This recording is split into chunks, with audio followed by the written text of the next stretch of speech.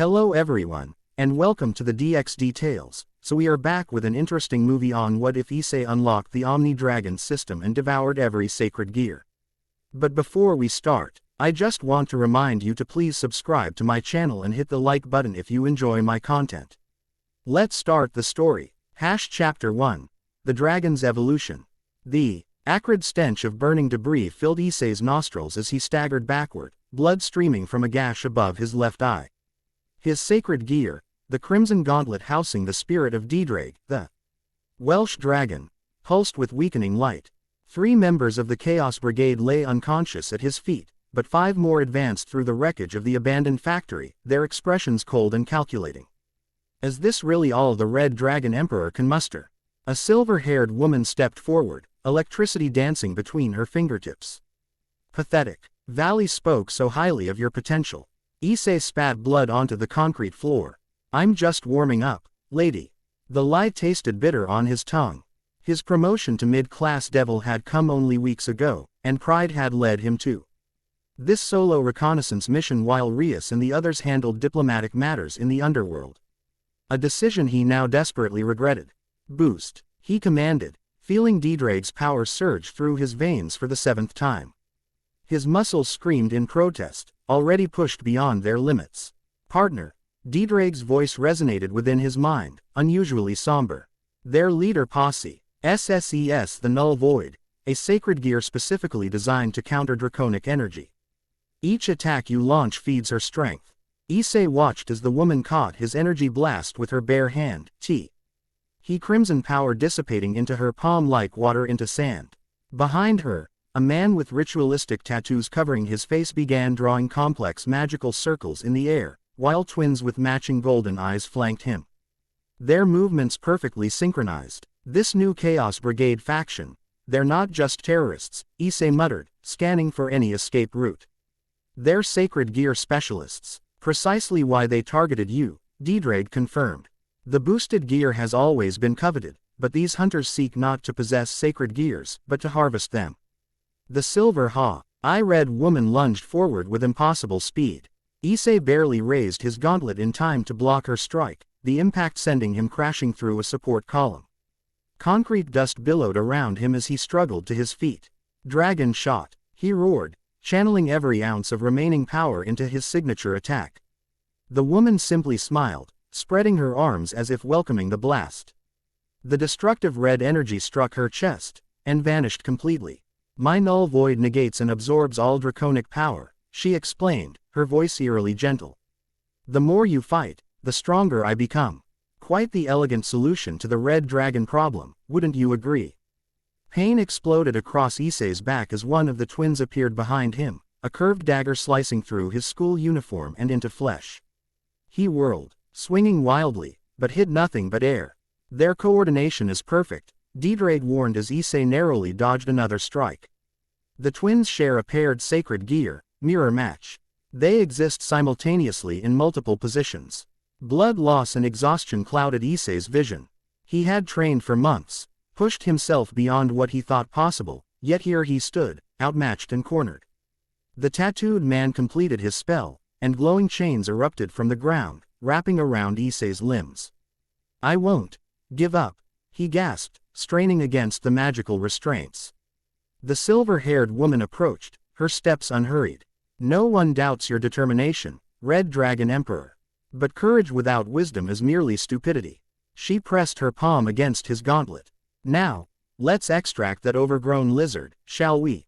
Excruciating pain ripped through Issei's body as he felt something fundamental, something connected to his very soul, begin to tear away. His vision tunneled, darkness creeping in from the edges. Partner. Devoured's voice thundered in his consciousness with unprecedented urgency. There is one option, one I had hoped never to reveal. The forbidden evolution path of the boosted gear, the Omni-Dragon system. What is it? Issei managed through gritted teeth, feeling as though his arm was being flayed from the inside out. A failsafe created by God himself, the capacity to absorb and integrate other sacred gears. It was sealed away for good reason, but without it, we die here, and the boosted gear becomes a harvested weapon. The woman's eyes widened as Issei's gauntlet suddenly pulsed with a different light, not the familiar red glow, but something deeper, more primal. Ancient draconic symbols appeared along its surface. Symbols that had never manifested before. Impossible, she whispered, trying to pull away, but now it was her hand that seemed locked to the gauntlet. I need your consent, partner. Devoured's voice had taken on a ritual quality. Once initiated, the Omni-Dragon system cannot be undone. The path will change you in ways I cannot fully predict. Blood trickled from Issei's nose, his consciousness fading. The choice seemed brutally simple, evolve or die. Yet something in Devoured's tone suggested consequences far beyond this moment. Do it, he rasped. The factory exploded in blinding crimson light. Dash. Consciousness returned to Issei in fragments. The cool touch of wind on his face, the distant sound of emergency vehicles, the strange weight in his chest that hadn't been there before. When he finally opened his eyes, the factory was nothing but smoldering ruins. Of the Chaos Brigade members, he saw no sign. Devoured, he called mentally, panic rising when no immediate response came. I am here, partner. The dragon's voice sounded different, deeper, with harmonic undertones that reminded Issei of multiple voices speaking in perfect unison. The integration is progressing. Issei struggled to his feet, noticing immediately that something had changed. The pain from his wounds remained, yet his body moved with newfound fluidity. His senses had sharpened. He could hear conversations from first responders over 200 meters away, could distinguish individual components in the smoke that filled the air. What happened to them? He asked, scanning the destruction. The initial release of the Omni-Dragon system created an energy wave that obliterated most of the building.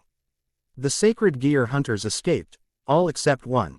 With startling clarity, Issei suddenly remembered the silver-haired woman's face contorted in terror as she tried to break contact with his gauntlet. He looked down at his arm, expecting to see the familiar red armor of the boosted gear. Instead, the gauntlet had transformed. While still predominantly crimson, iridescent silver veins now pulsed beneath the surface, and the green gem at its center swirled with occasional flickers of electric blue. You absorbed her sacred gear, Devoured confirmed his unspoken question. The null void is now part of us. Issei flexed his fingers, feeling unfamiliar power coursing through them. Is she dead? No. Unlike the crude harvesting methods they intended to use on us, the Omni-Dragon system absorbs the sacred gear while leaving the host alive, though significantly weakened. She likely retreated with her companions. Sirens wailed closer. Issei knew he couldn't be found here, not with his uniform shredded, covered in blood, at the center of an inexplicable explosion. He concentrated, trying to summon the familiar transportation circle to return home. Instead of the standard red magic circle, a complex, multi-layered mandala of crimson and blue light formed beneath his feet. The teleportation felt different too, not the usual momentary displacement, but a sensation of moving through multiple dimensional spaces simultaneously. He materialized not in his bedroom as intended, but in a small forested clearing he didn't recognize. Cherry blossoms drifted through moonlight, and stone lanterns lined a narrow path. The air smelled of incense and spring water. This isn't home, he stated unnecessarily, turning in a slow circle. Your teleportation was intercepted, Devoured explained. The activation of the Omni-Dragon system has sent ripples through the supernatural world. We've drawn attention. As if on cue, the air before him shimmered, and a traditional torii gate materialized from nothing. Through it stepped a woman of breathtaking beauty. Dressed in an elaborate kimono of gold and white. 9 fox tails swayed gently behind her, and atop her head, golden fox ears twitched alertly. Her eyes, amber with vertical pupils, assessed Issei with ancient intelligence. Red Dragon Emperor, she greeted, her voice musical yet authoritative. Or should I say, something altogether new. I am Yusaka, leader of the Kyoto Yukai faction. Issei had heard of her from Rias and Akano, a powerful Kyuubi no Kitsune who maintained the delicate balance between human and supernatural in western Japan. Her power was said to rival that of ultimate-class devils. I'm still just Issei, he replied, unconsciously straightening despite his injuries.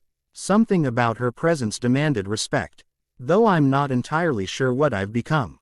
A small smile touched her lips. Few ever are. When standing at the crossroads of transformation, she approached with graceful steps, her kimono whispering against the grass. You've initiated something that hasn't occurred in over 2 millennia. Young dragon, the ripples of your evolution have disturbed waters long still. You know about the Omni-Dragon system. Legends exist among the oldest yokai.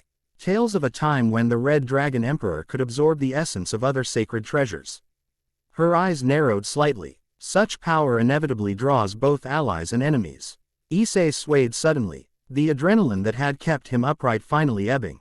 Blood continued to seep from his wounds, and the strain of the transformation had drained what little energy remained. Yusaka moved with supernatural speed, supporting him before he could fall. You require healing and sanctuary. The Chaos Brigade will not be your only pursuers once word spreads. I need to contact my friends, Issei protested weakly.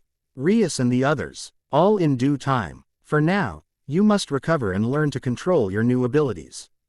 The Null Void sacred gear you've absorbed must be integrated properly, or it could tear you apart from within. Quote, as if to emphasize her point, pain suddenly lanced through Issei's chest. He gasped, dropping to one knee as conflicting energies battled within him. The Gao NT let flickered between its new form and something else, something with silvery plates and electric blue highlights. The sacred gear resists integration, Yusaka observed, placing her palm on his forehead. Golden energy flowed from her touch, temporarily stabilizing the fluctuations. Your body is becoming a battlefield between different divine powers. My shrine maidens can help ease the transition. With no better options and his consciousness again fading, Issei nodded. Thank you, but promise me you'll let Rias know I'm safe. You have my word. Her amber eyes were the last thing he saw before darkness claimed him once more. Issei dreamed of electricity. It coursed through his veins, rewrote his DNA, spoke to him in a woman's voice he didn't recognize. The voice was angry, then confused, then gradually, resigned. Who are you? He asked the presence. Was, Null Void, came the reluctant reply. You have consumed my essence. I didn't mean to, Issei found himself explaining to the foreign consciousness. It was survive or die. Intent matters little in consumption, the voice responded bitterly. Yet I perceive the Red Dragon's design now. Absorption rather than destruction. Integration rather than dominance. Peculiar. The electric blue energy swirled around him, through him, becoming less foreign with each circulation. Memories not his own flickered at the edges of his consciousness. A laboratory, painful experiments, escape, years of solitude, then recruitment by the Chaos Brigade with promises of purpose. You were Mizuki Kaneko, Issei realized. The woman's true name emerging from the transferred memories. Before you awakened the Null Void. Names become irrelevant once the sacred gear defines you, the presence replied, but he sensed a wavering in its resistance. As you will learn, Red Dragon. As all of us learn eventually. That's not true, Issei countered. I'm still Issei Hyodo. Didrag is my partner, not my identity. Diff. Errant voice joined their exchange. The deep, multitoned voice of Didrag. The Omni-Dragon system is not mere consumption, Null Void. It is symbiosis on a scale not seen since the Divine Wars. Your NCE remains intact within our shared space. The electricity paused its chaotic movement, condensing into a humanoid silhouette of blue light. Symbiosis, not subjugation. Precisely, Didrag confirmed. Your powers become our powers. Your knowledge, our knowledge. But your consciousness remains distinct. Why would the Red Dragon Emperor design such a system? Null Void questioned. Power divided as power weakened. Issei felt Didrag's hesitation. The true purpose of the Omni-Dragon system remains unclear. It was sealed deep within the boosted gear's architecture, accessible only in moments of extreme necessity. The electric blue figure seemed to consider this fascinating and troubling. Such integration should be theoretically impossible. Divine artifacts are designed to repel one another. Yet here we are, Issei interjected. So maybe we should focus on making this work instead of why it shouldn't. For the first time, he felt something like amusement from the Null Void presence. Your host is refreshingly pragmatic, Didrag. Very well, integration rather than resistance. But be warned, I am merely the first. Each absorption will become more complex, more dangerous.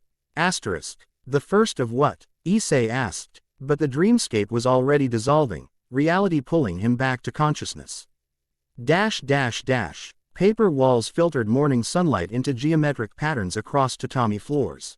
Issei blinked away the remnants of his unusual dream, taking in unfamiliar surroundings.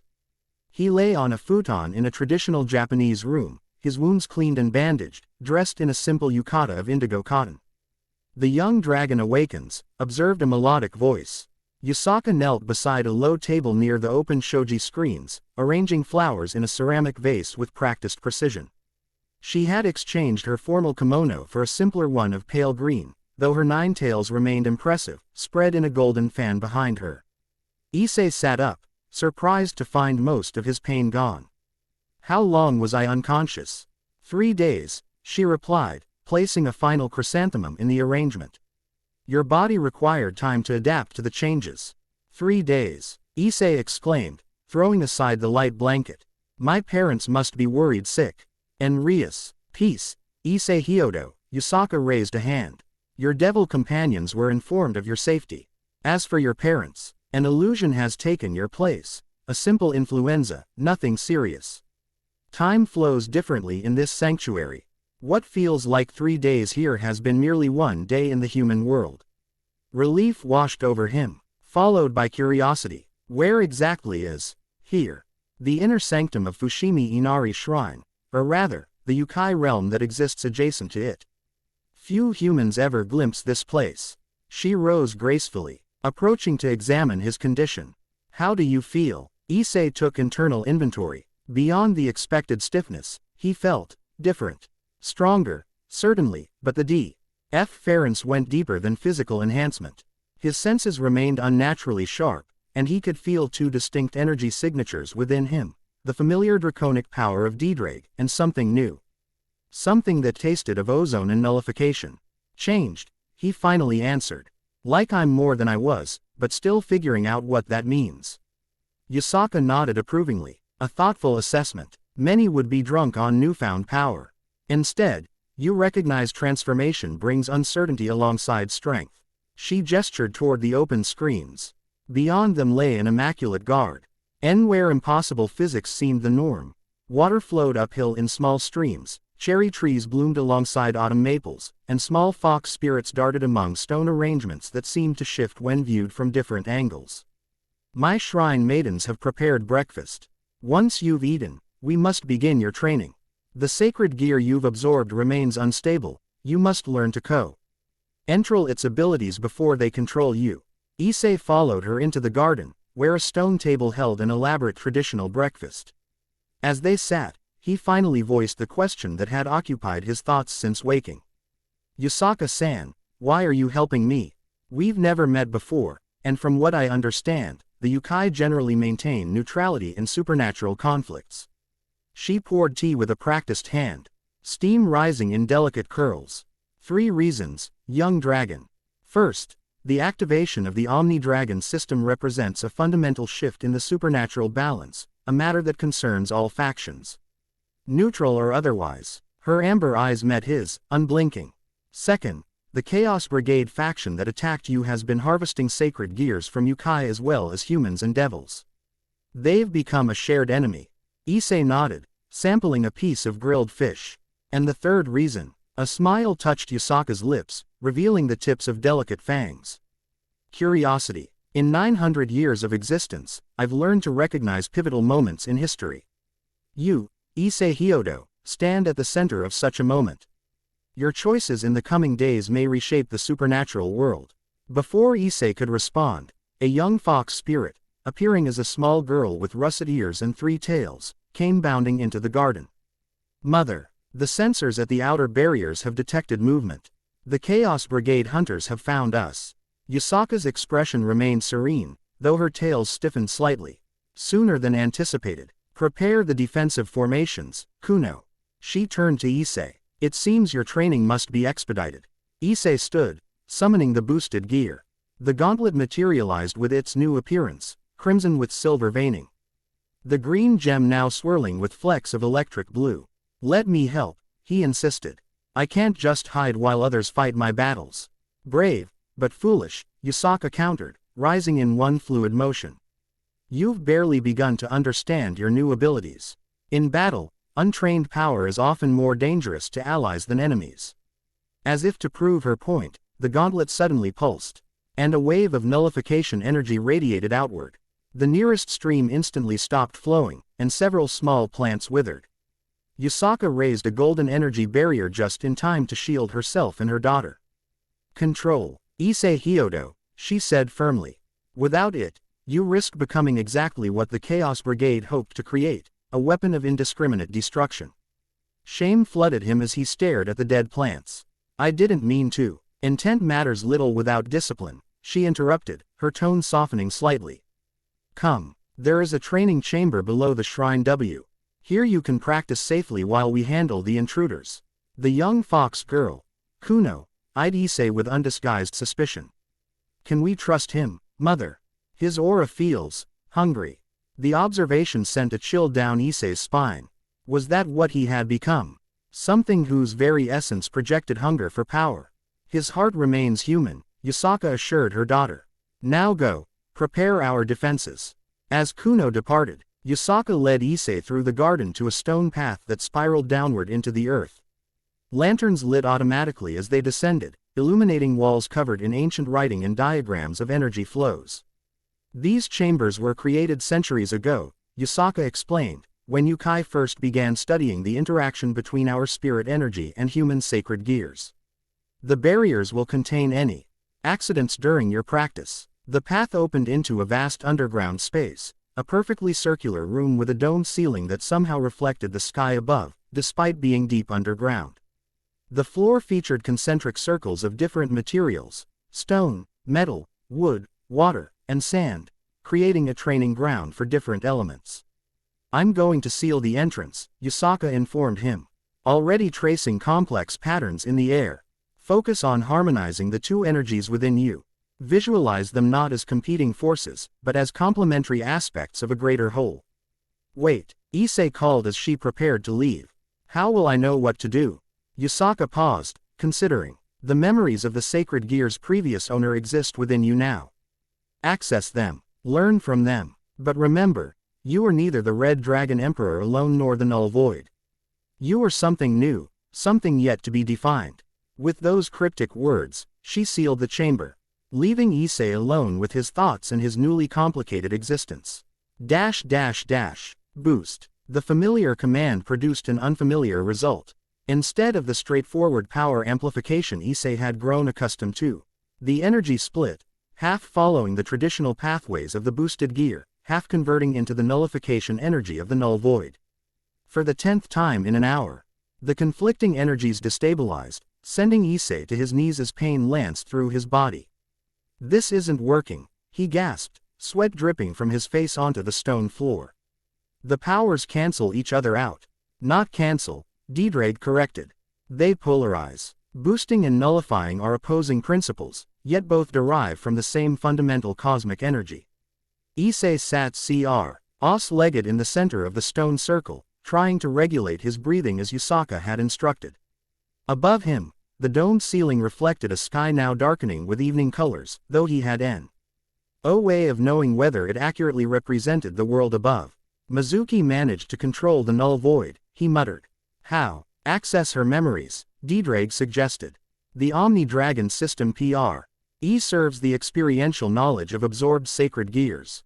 Closing his eyes, Issei reached inward, past his own thoughts to the newer presence that had joined his consciousness. The memories came in disjointed fragments at first: a childhood in Hokkaido, the trauma of sacred gear awakening, years of painful self-teaching. He saw through Mizuki's eyes as she discovered her ability to negate supernatural energy. Felt her initial fear give way to calculating ambition. The memories carried emotional resonance: her isolation, her bitterness toward a world that had feared her power, her eventual recruitment by the Chaos Brigade with promises of belonging. Most importantly, he experienced her methodology for controlling the Null Void, not through opposition to incoming energies, but through selective harmonization. Accepting then redirecting rather than simply negating. It's like negative Aikido, Issei realized, opening his eyes. Not blocking energy, but borrowing its momentum and inverting its nature. He stood, summoning the gauntlet once more. This time, instead of trying to boost and nullify simultaneously, he visualized the energies as complementary waves, one crest, one trough, flowing together in a single, unified pattern. Harmonic boost, he called out, the term emerging intuitively from his merged understanding. The gauntlet pulsed with balanced energy, red and blue swirling in perfect equilibrium. Power rushed through him, doubling his strength without the usual strain on his body. The nullification aspect wasn't canceling his draconic energy, it was negating the natural resistance that normally limited how much power a human vessel could channel. Remarkable, Devoured's voice held genuine surprise. You're circumventing the natural limiters of the boost. Gear by using the null void to negate your body's own resistance to supernatural energy. Issei moved through basic combat forms, marveling at how responsive his body felt. Each movement generated afterimages as his speed exceeded human perception. When he struck the metal section of the training ground, his fist left a perfect impression in the seemingly indestructible material. This feels amazing, he admitted, examining his gauntlet with newfound appreciation. But it's just the beginning, isn't it? Yusaka mentioned a fundamental shift in the supernatural balance. What does that mean, Devoured? The dragon was silent for a long moment. The Omni-Dragon system was sealed for a reason, partner.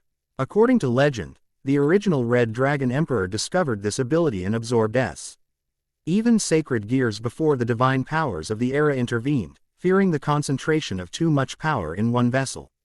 7 doesn't sound like that many, considering there are thousands of sacred gears in the world. It's not the quantity that concerned them, but the quality. Certain sacred gears, particularly Longinus class, were never meant to be combined. Their conceptual frameworks conflict on a fundamental level that could potentially damage reality itself. Issei absorbed this sobering information, his earlier excitement dampening. So I'm potentially dangerous just by existing now. All power carries risk, came a voice from behind him. Issei spun to find Yusaka entering the chamber, her kimono singed in places and a small cut visible on her cheek, but otherwise appearing unharmed.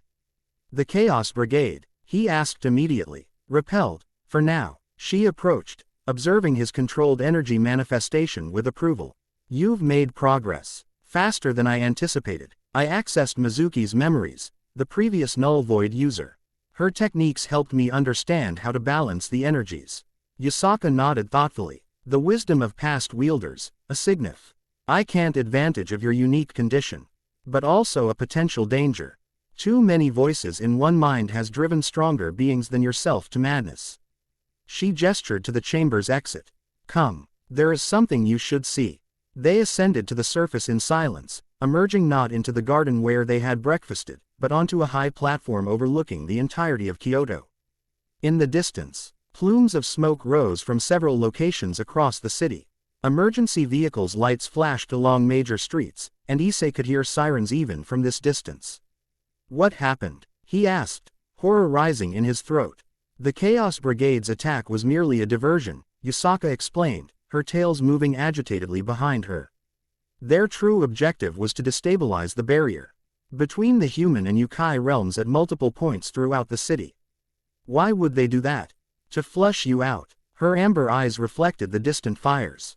They calculated, correctly, you would not remain hidden if innocent lives were at risk. Guilt crashed over Issei. This is my fault. I should surrender myself, and give them exactly what they want. Yusaka's tone sharpened. A weapon of immeasurable potential to harvest or control. Think beyond your guilt, Issei Hyodo. Then what should I do? I can't just let people suffer because of me. She turned to face him fully. Her expression stern yet not unkind. You will help, but strategically, not sacrificially. My agents report the Chaos Brigade has deployed 4 artificial sacred gear wielders at key locations throughout the city. They're using experimental technology to create tiers in the dimensional barrier, allowing malevolent Yukai spirits to cross over. Understanding dawned. You want me to stop them. I want you to absorb their artificial sacred gears, she corrected. Not only will this end the immediate threat, but it will provide valuable information about who is supplying the Chaos Brigade with such advanced technology. Issei stared at the city, at the evidence of suffering caused indirectly by his new power. Determination hardened within him. I'll do it, but I don't want to hurt the wielders if they're just being used.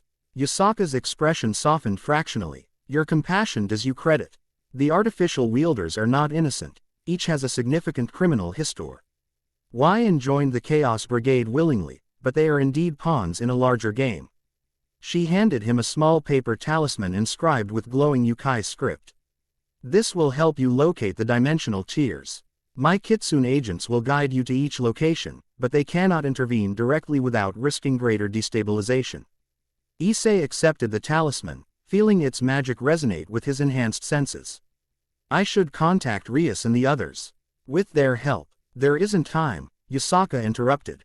The barriers weaken by the minute. Besides, this is an opportunity for you to test your new abilities under controlled circumstances. My agents will monitor your progress and intervene if absolutely necessary.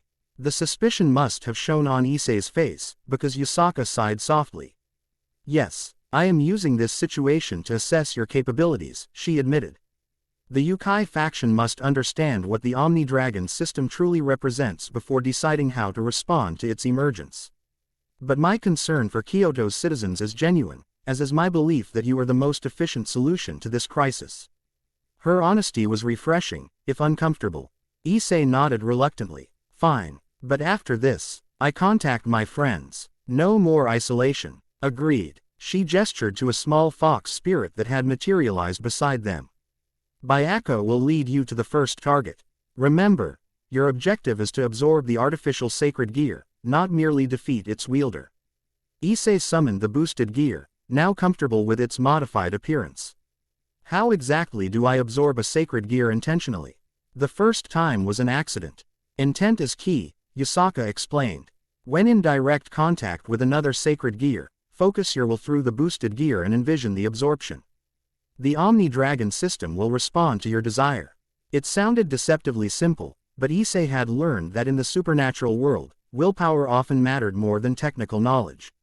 One last question, he said as the fox spirit began leading him toward a hidden path down the mountain.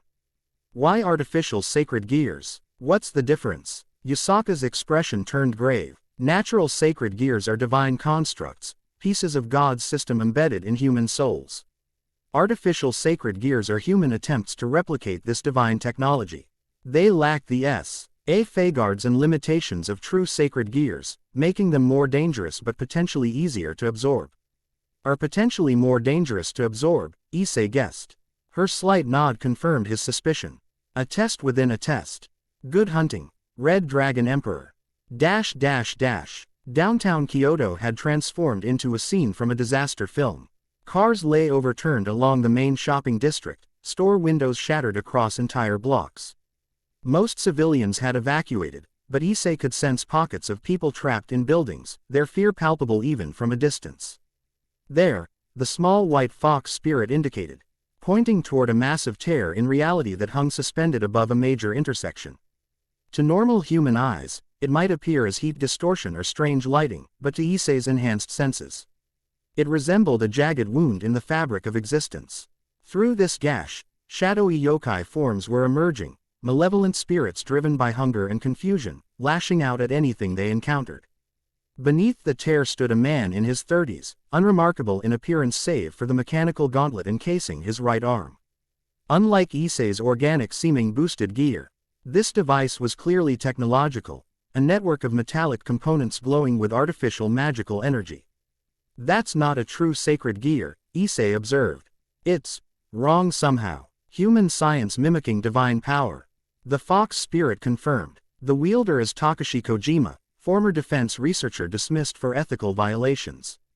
He maintains the tear using an artificial gear designed to manipulate dimensional boundaries. Quote, Issei assessed the situation. Directly confronting Kojima would likely cause him to widen the tear defensively. A stealthy approach seemed wiser. Harmonic boost, he whispered, feeling the balanced energies flow through him. With his enhanced speed, Issei moved from shadow to shadow, approaching from behind while Kojima's attention remained fixed on maintaining the dimensional tier. The yokai spirits emerging from the rift didn't seem to notice him either, Perhaps the nullification aspect of his power was masking his presence. When he stood directly behind Kojima, Issei acted decisively. Dragon suppression, he called, combining D-Drake's power with the Null Void's ability. A field of crimson energy tinged with blue electricity enveloped Kojima, immobilizing him instantly. The man's eyes widened in shock, his artificial gear sputtering as conflicting energies disrupted its function. The Red Dragon Emperor, he gasped, recognition and fear mingling in his expression. They said you might come. Who's they? Issei demanded, maintaining the suppression field with careful control, enough to restrain, not harm. Kojima's mouth twisted in a bitter smile. People far above my pay grade. I'm just the technician. Why target civilians? What does the Chaos Brigade gain from this? It's not about gain, Kojima replied, a fanatic light entering his eyes. It's about restoration. The natural order was disrupted when sacred gears were scattered among unworthy humans. We're merely accelerating their eventual reconvergence. The statement sent a chill through Issei, echoing D-Drake's earlier comments about the Omni-Dragon system's mysterious purpose. Could there be a connection? The dimensional tiers, how do I close them? Issei pressed, aware that malevolent spirits continued to emerge above them. You can't, without this. Kojima nodded toward his artificial gear. Each tear is keyed to the specific frequency of the gear that created it. Destroy the gear, and the tear becomes permanent. Quite the dilemma. That explained Yasaka's insistence on absorption rather than destruction. Issei adjusted his grip, placing his Gao NTLETED hand directly on Kojima's artificial device. What are you doing? Alarm replaced smugness in the man's voice. You can't. I can, Issei contradicted, focusing his will as Yasaka had instructed. And I will. Drawing on both D-Drake's knowledge and Mizuki's memories, Issei envisioned the artificial sacred gear's energy flowing into the boosted gear. The reaction was immediate and viol. NT. Kojima screamed as the mechanical components of his device glowed white-hot, circuits and magical conduits overloading as the Omni-Dragon system initiated absorption. Unlike the accidental, chaotic absorption of the Null Void, this process felt directed, purposeful. Issei maintained firm mental control, guiding the integration rather than merely allowing it to happen. The artificial nature of the gear presented unique challenges. Its energy signature felt synthetic, jarring against the divine origins of the boosted gear. Adapt, Issei commanded, speaking to both D-Drake and the Omni-Dragon system itself. Filter, purify, integrate. The gauntlet responded, its appearance shifting slightly to accommodate the new power.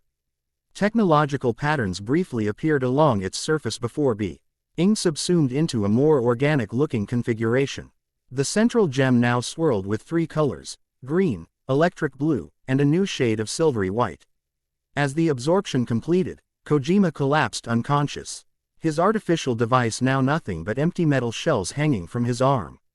Above them, the dimensional tear began to contract, the edges knitting together as the energy sustaining it was absorbed.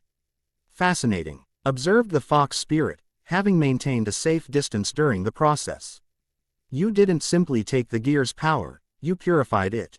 Issei examined his Modify D gauntlet with a mixture of awe and concern. He could feel the new ability settling into his consciousness, knowledge of dimensional manipulation adding to his growing internal library.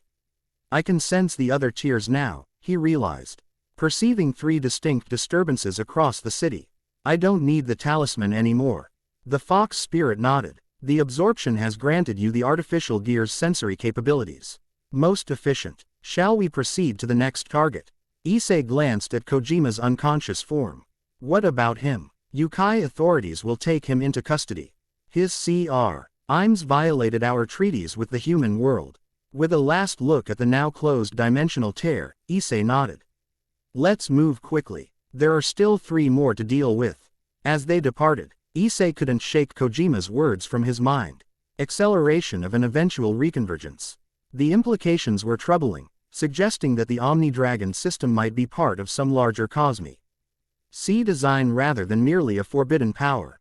D-Drake, he thought as they moved toward the next target, is it possible that sacred gears were meant to be reunited eventually? All things return to their source given enough time. The dragon replied cryptically, but whether by design or cosmic inevitability, that remains unclear. The answer did little to settle Issei's growing unease.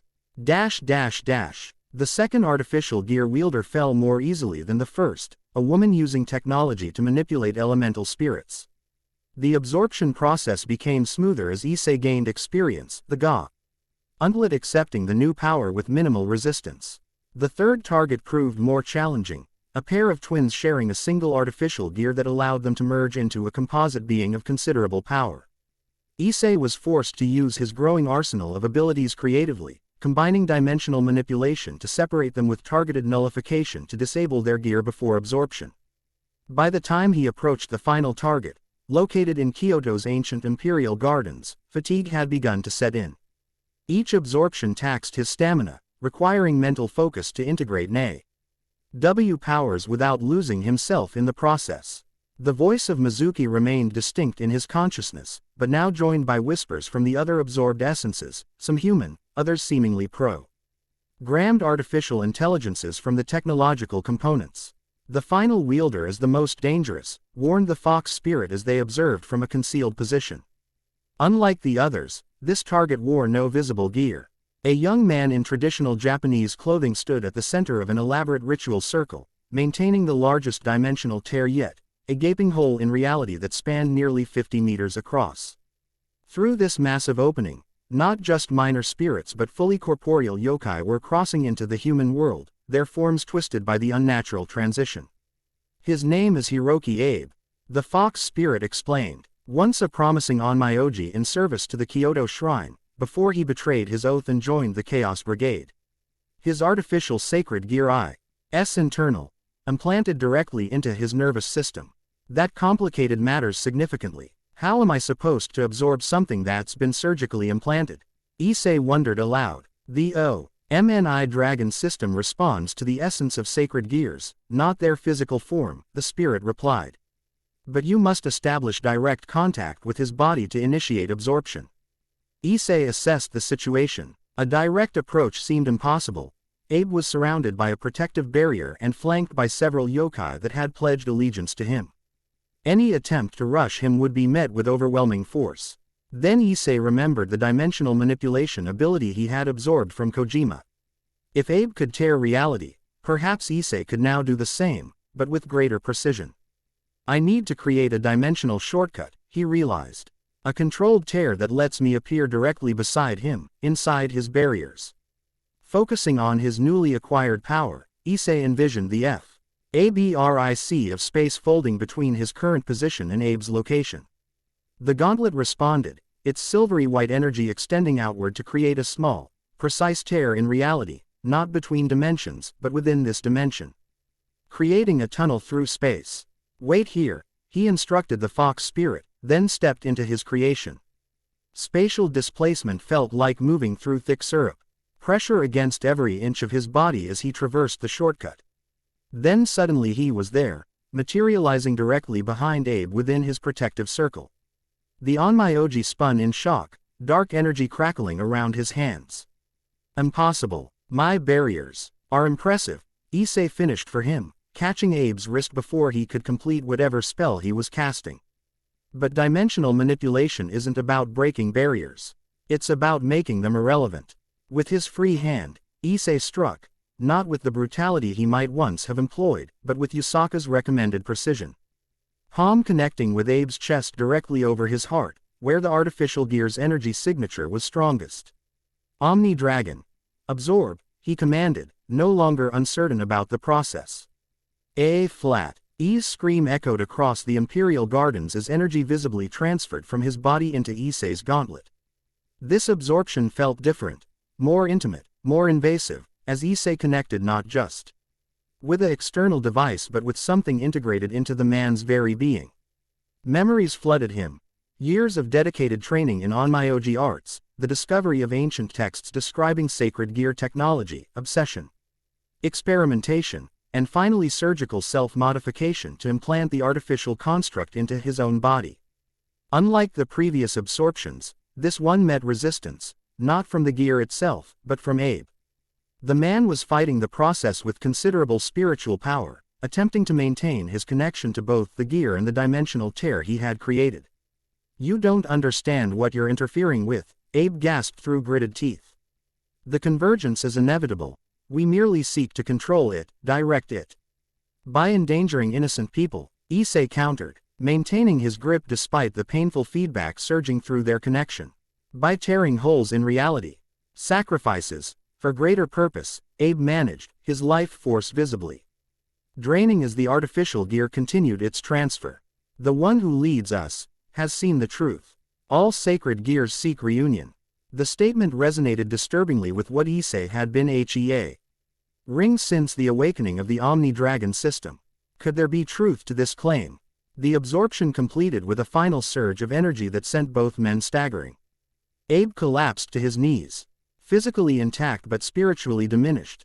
The artificial gear that had been his pride and identity now incorporated into Issei's expanding arsenal. Above them, the massive dimensional tear began to contract. The yokai that had crossed through howling in rage as they found themselves being pulled back toward their own realm. Within minutes, the tear sealed completely, reality knitting itself back together with an audible snap.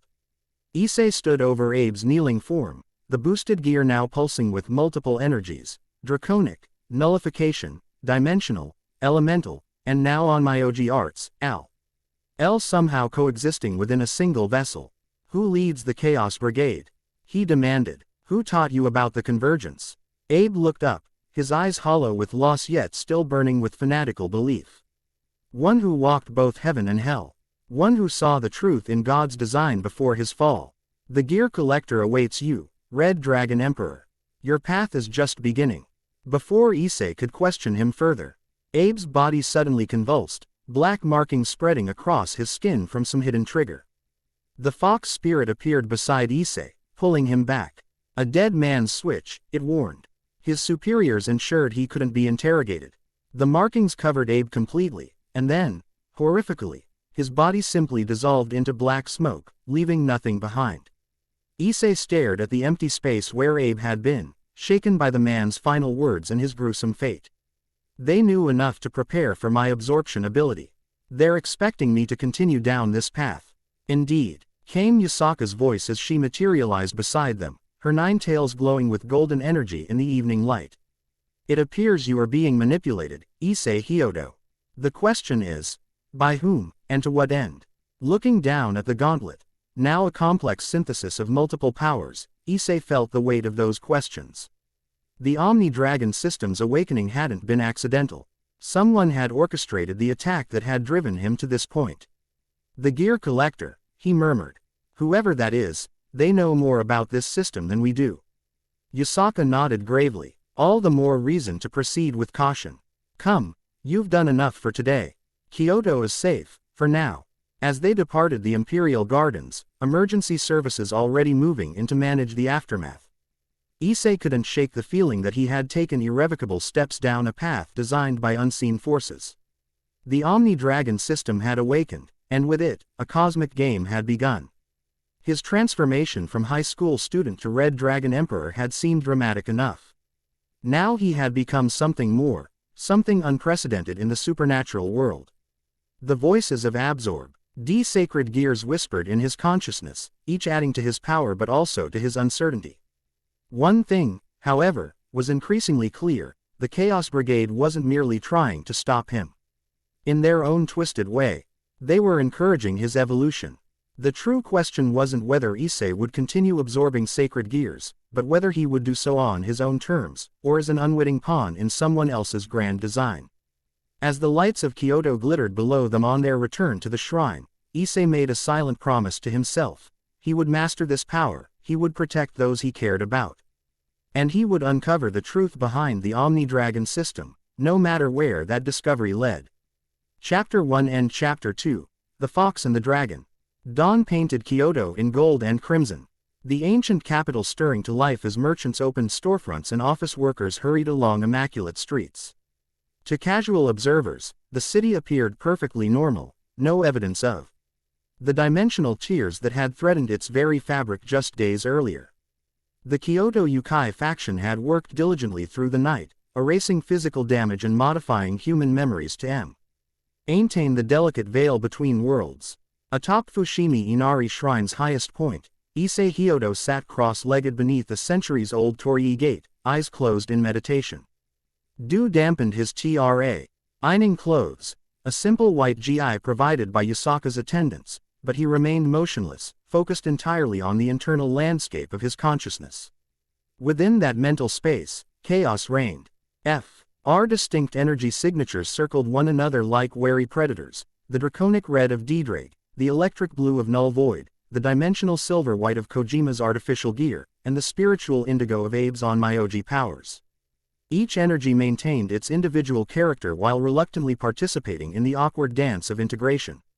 They resist full harmonization, Issei observed, his thought directed toward D-Drake, especially the artificial gears. Predictable, the dragon's voice resonated through his mindscape. Divine constructs and human fabrications operate on fundamentally different principles. The former arise from conceptual law, the latter merely mimic effects without understanding underlying cause. Issei had spent the past 3 days attempting to reconcile these disparate powers, making incremental progress but falling short of true synthesis. Despite Yasaka's extensive knowledge and patient instruction, the Omni-Dragon system remained largely mysterious, a divine mechanism awakened by necessity rather than design. You're overthinking the process. Issei's eyes snapped open. Yasaka stood before him, silhouetted against the rising sun, her in golden tails swaying gently in the morning breeze. She had exchanged her formal shrine attire for a training outfit similar to his own, though hers was adorned with subtle fox patterns embroidered in gold thread. Integration isn't about forcing harmony, she continued, gracefully settling into a mirroring position across from him. It's about establishing conversation. Issei sighed, rolling stiff shoulders. I've been trying to make them work together for days. The artificial gears particularly refuse to synchronize with D-Drake's energy. Because you approach them as conquered territories rather than adopted citizens. A small smile touched Yasaka's lips. The Omni-Dragon system isn't merely a mechanism for accumulation, it's a framework for communication. She extended her hand, palm up. A miniature fox spirit materialized there, composed of golden light. When I command my yokai, I don't simply impose my will. I establish resonance, a mutual understanding of purpose and identity. The individual remains distinct while acting in concert with the whole. Issei considered this perspective, glancing down at his right arm where the boosted gear now rested in its dormant state. Even inactive, faint pulses of multiple colors occasionally shimmered beneath his skin, visual evidence of the competing energies within. I've been trying to force them into D-Drake's pattern, he realized. Instead of creating a new pattern that accommodates everyone.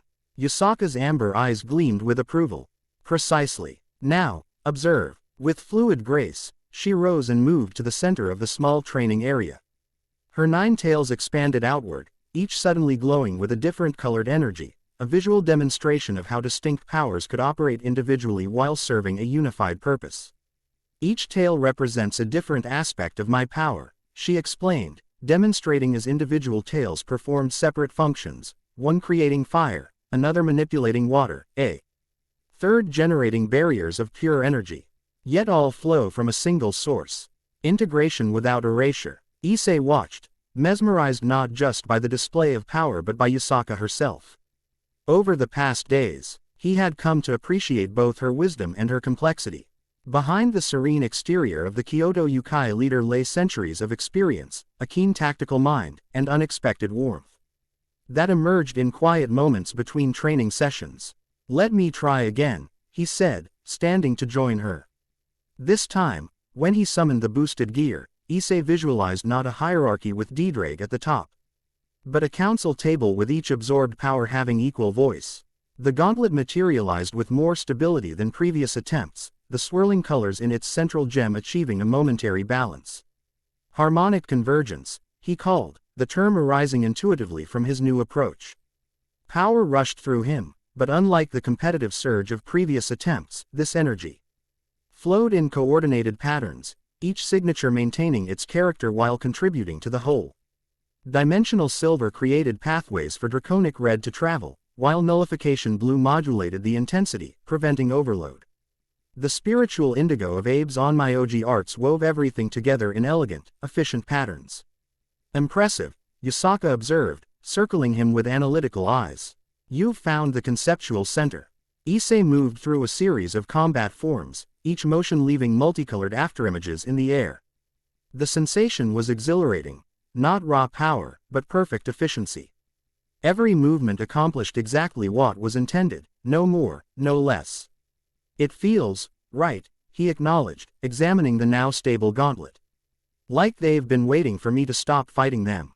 Most power responds to respect rather than domination, Yusaka noted, a hint of personal philosophy in her tone. Something many leaders throughout history have failed to understand. Their moment of triumph was interrupted by the arrival of Kuno, Yusaka's young daughter, who bounded up the shrine steps with urgency etched on her features. Mother, the devil delegation has arrived earlier than expected. They're requesting immediate audience. Yusaka's expression remained composed, but her tails betrayed momentary tension, stiffening before resuming their graceful sway. Inform them I shall receive them in the formal pavilion shortly. As Kuno departed, Issei felt sudden apprehension. Devils, is it Rias and the others? No, Yusaka replied, already moving toward the path leading down from their isolated training area. Representatives from devil leadership, specifically dispatched to assess the Omni-Dragon situation. They know already. Issei hurried, to keep pace with her surprisingly swift movement down the stone steps. Of course. Did you imagine that multiple-dimensional incursions and the emergence of unprecedented sacred gear phenomena will go unnoticed by the supernatural powers? She cast him a sidelong glance. News travels quickly across realms, particularly when it threatens established balances. Issei's mind raced. He'd been so focused on training and recovery that he'd barely considered the wider implications of his transformation. Will they try to take me into custody? Experiment on me? Yusaka's laugh, a rare, melodic sound, caught him off guard. You overestimate devil directness while underestimating Yukai territorial sovereignty. They cannot simply demand your extradition from my domain. Her expression sobered, though they will certainly attempt various diplomatic and psychological pressures. They reached a small courtyard where attendants waited with formal attire.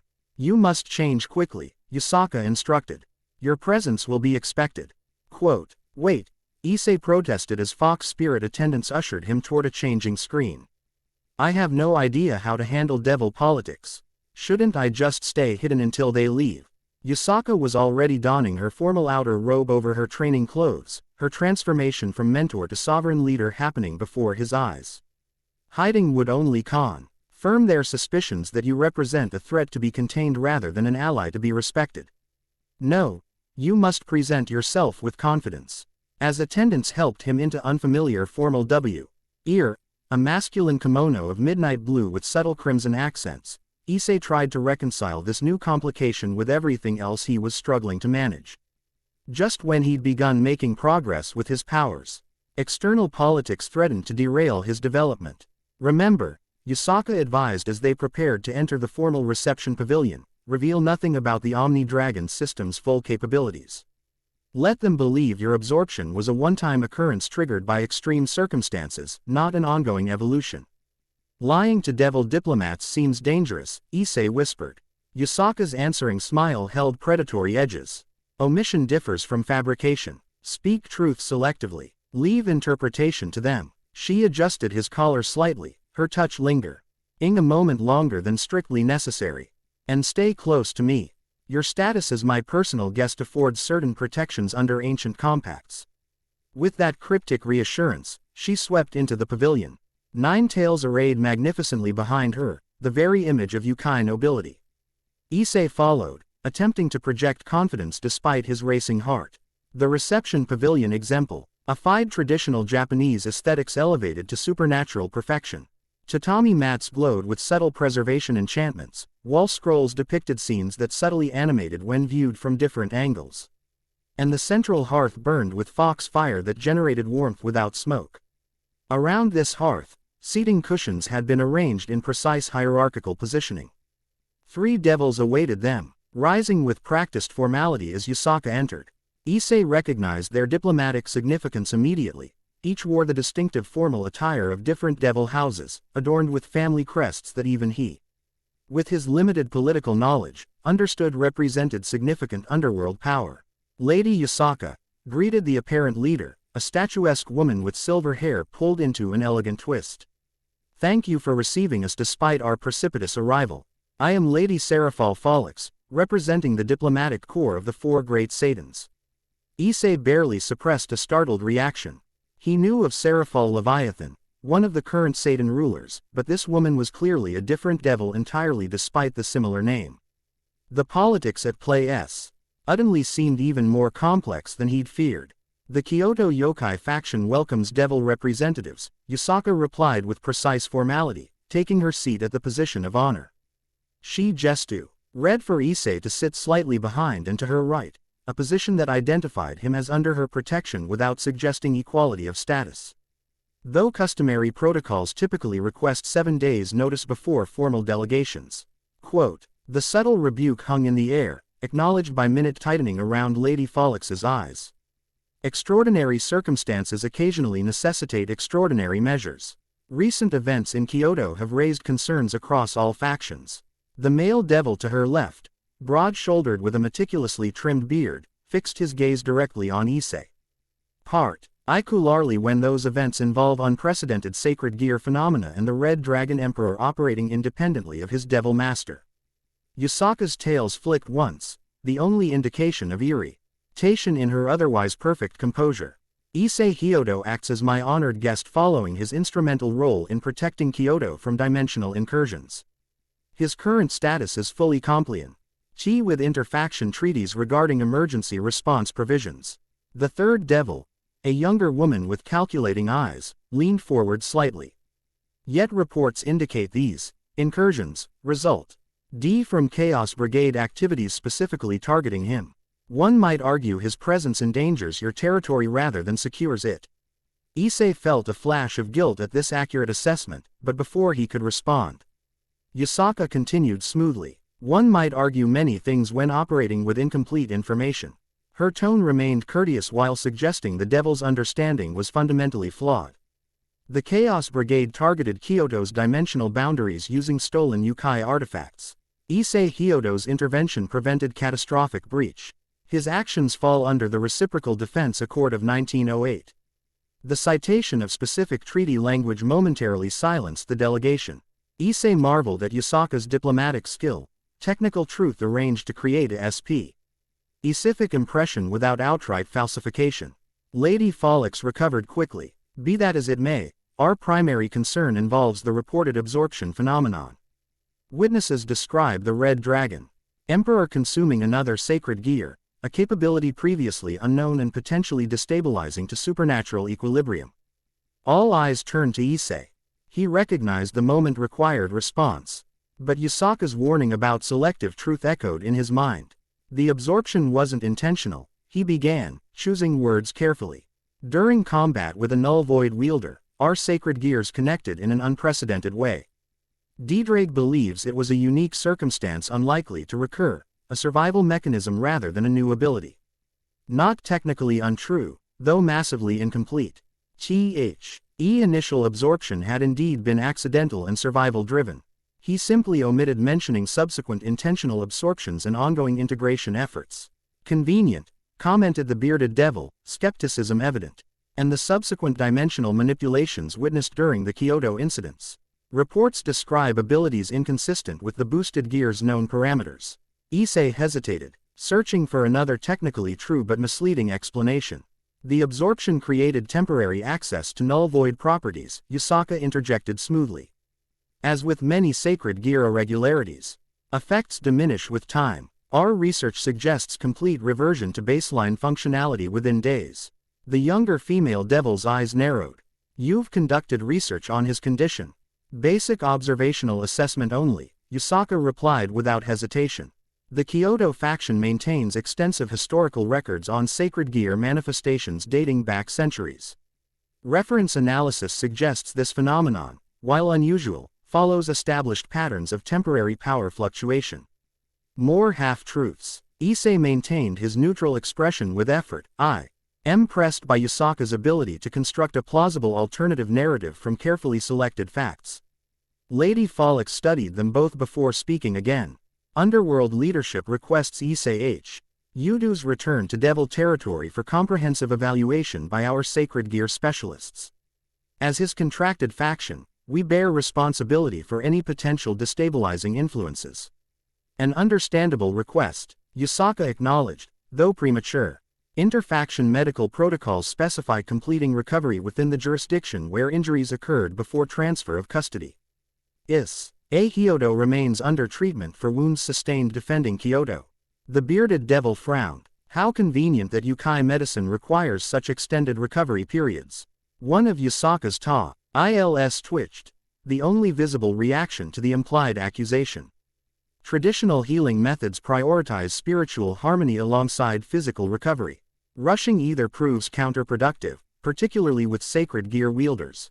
The diplomatic standoff stretched into uncomfortable silence until Lady Follix offered a compromise. Perhaps a joint assessment. We could dispatch a Sacred Gear specialist to work alongside your healers, ensuring both physical recovery and proper evaluation. Issei sensed this had been their real objective all along, the initial demand for his return merely an negotiating position to be abandoned for their actual goal. Yusaka appeared to consider the proposal, though Issei suspected her response had been prepared before the meeting began. Acceptable, with conditions. Your specialist may observe healing processes but not conduct independent examinations without my approval. Additionally, they must arrive alone, no support staff or security detail. Agreed, Lady Follix replied too quickly, suggesting they'd achieved their desired outcome. Our specialist can arrive tomorrow. In 3 days, Yusaka countered smoothly. Current purification rituals cannot be interrupted without compromising recovery. The 5th day of the waning moon represents the optimal transition point in Yukai medicine. The devils exchanged glances, clearly weighing whether to press the timeline issue. Finally, Lady Follix nodded. 3 days, then, we shall dispatch Lady Serafina Laurent, our foremost Sacred Gear researcher. Something in her tone when pronouncing the name caught Issei's attention, a subtle emphasis suggesting this Serafina person held particular significance. After exchanging formal pleasantries and ritual cups of sake to seal the agreement, the devil delegation departed via transportation circle, leaving Issei alone with Yusaka in the suddenly quiet pavilion. That went better than expected, he ventured after ensuring they were truly alone. Yusaka's formal demeanor softened, though not completely. Marginally. They suspect far more than they revealed, but diplomatic protocol prevented direct accusations without evidence. She studied him thoughtfully. You maintained composure well for someone unaccustomed to faction politics. I had an excellent example to follow, Issei replied, surprised by his own boldness. A smile touched Yusaka's lips before she returned to practical matters. We have 3 days to advance your training before their specialist arrives. We must ensure you can control your abilities consistently by then. This Serafina Laurent, do you know her? Yusaka rose, indicating for Issei to follow as they exited the pavilion. By reputation only, an angel who chose to fall rather than be cast out, maintaining her powers while pursuing research heaven deemed forbidden. An angel working for devils. Issei couldn't hide his surprise. That seems unusual. Her status is complex. He walked along a covered pathway bordering a meticulously maintained garden. Neither fully angel nor fallen, neither allied with heaven nor hell, yet maintaining connections to both. Her independence makes her valuable to multiple factions. And her research focuses on Sacred Gear mechanics, specifically modifications and enhancements. Yusaka's expression turned serious. Her dispatch represents calculated strategy. As a researcher outside traditional faction boundaries, she provides devils plausible deniability while satisfying their intelligence requirements. Issei processed this information. They're sending someone who specializes in exactly what I'm experiencing. That can't be coincidence. Indeed, Lady Follix's specific request suggests they know more than they should about the Omni-Dragon system. They reached a small, secluded courtyard containing a natural hot spring. You should bathe and rest. The diplomatic encounter, while brief, likely drained energy needed for integration. Steam rose invitingly from the mineral-rich waters. After days of intense training, the prospect of relaxation was undeniably appealing. What about you? Issei asked, noticing fatigue beneath Yusaka's composed exterior. I must consult our archives regarding Serafina Laurent and prepare appropriate countermeasures for her arrival. She turned to leave, then hesitated. However, proper hospitality suggests I ensure my guests' comfort personally. Before Issei could interpret this statement, Yusaka gestured toward the changing area. I shall return shortly to discuss Tomer Ro's training regimen while you enjoy the healing waters. As she departed, Issei found himself experiencing unexpected disappointment, followed immediately by embarrassment at his own reaction. Despite his previous perverted tendencies, he had maintained respectful behavior throughout his stay in Kyoto, consciously avoiding inappropriate thoughts about his gracious host. Yet something had shifted in their dynamic, a subtle warmth developing through shared purpose and mutual respect that transcended his initial awe at her beauty and power. In quiet moments between training sessions, glimpses of the person behind the leader had emerged, her dry humor, her devotion to her people, her genuine concern for supernatural human coexistence. Pushing these complicated thoughts aside, Issei changed into the provided bathing clothes and eased himself into the hot spring. The effect was immediate, tension melting from overworked muscles as mineral-rich water worked subtle healing magic. He closed his eyes, allowing his mind to drift as the waters enveloped him. You're troubled. Issei's eyes snapped open to find Yusaka seated at the spring's edge several feet away, dressed in a simple white yukata. She had removed the ornaments from her hair, allowing golden tresses to fall naturally around her shoulders, a striking contrast to her usual formal appearance. Just thinking about everything that's happened, he admitted, maintaining a respectful distance in the water. A week ago, I was worried about math exams. Now I'm at the center of supernatural politics with 4 different powers fighting for integration inside me.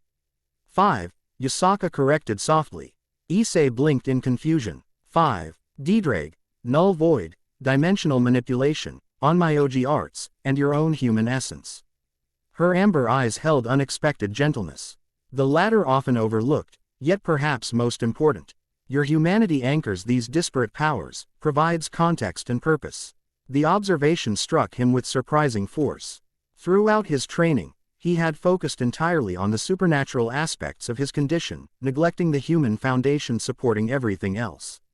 I haven't thought much about being human lately, he acknowledged. It feels increasingly distant, like something I used to be rather than something I am.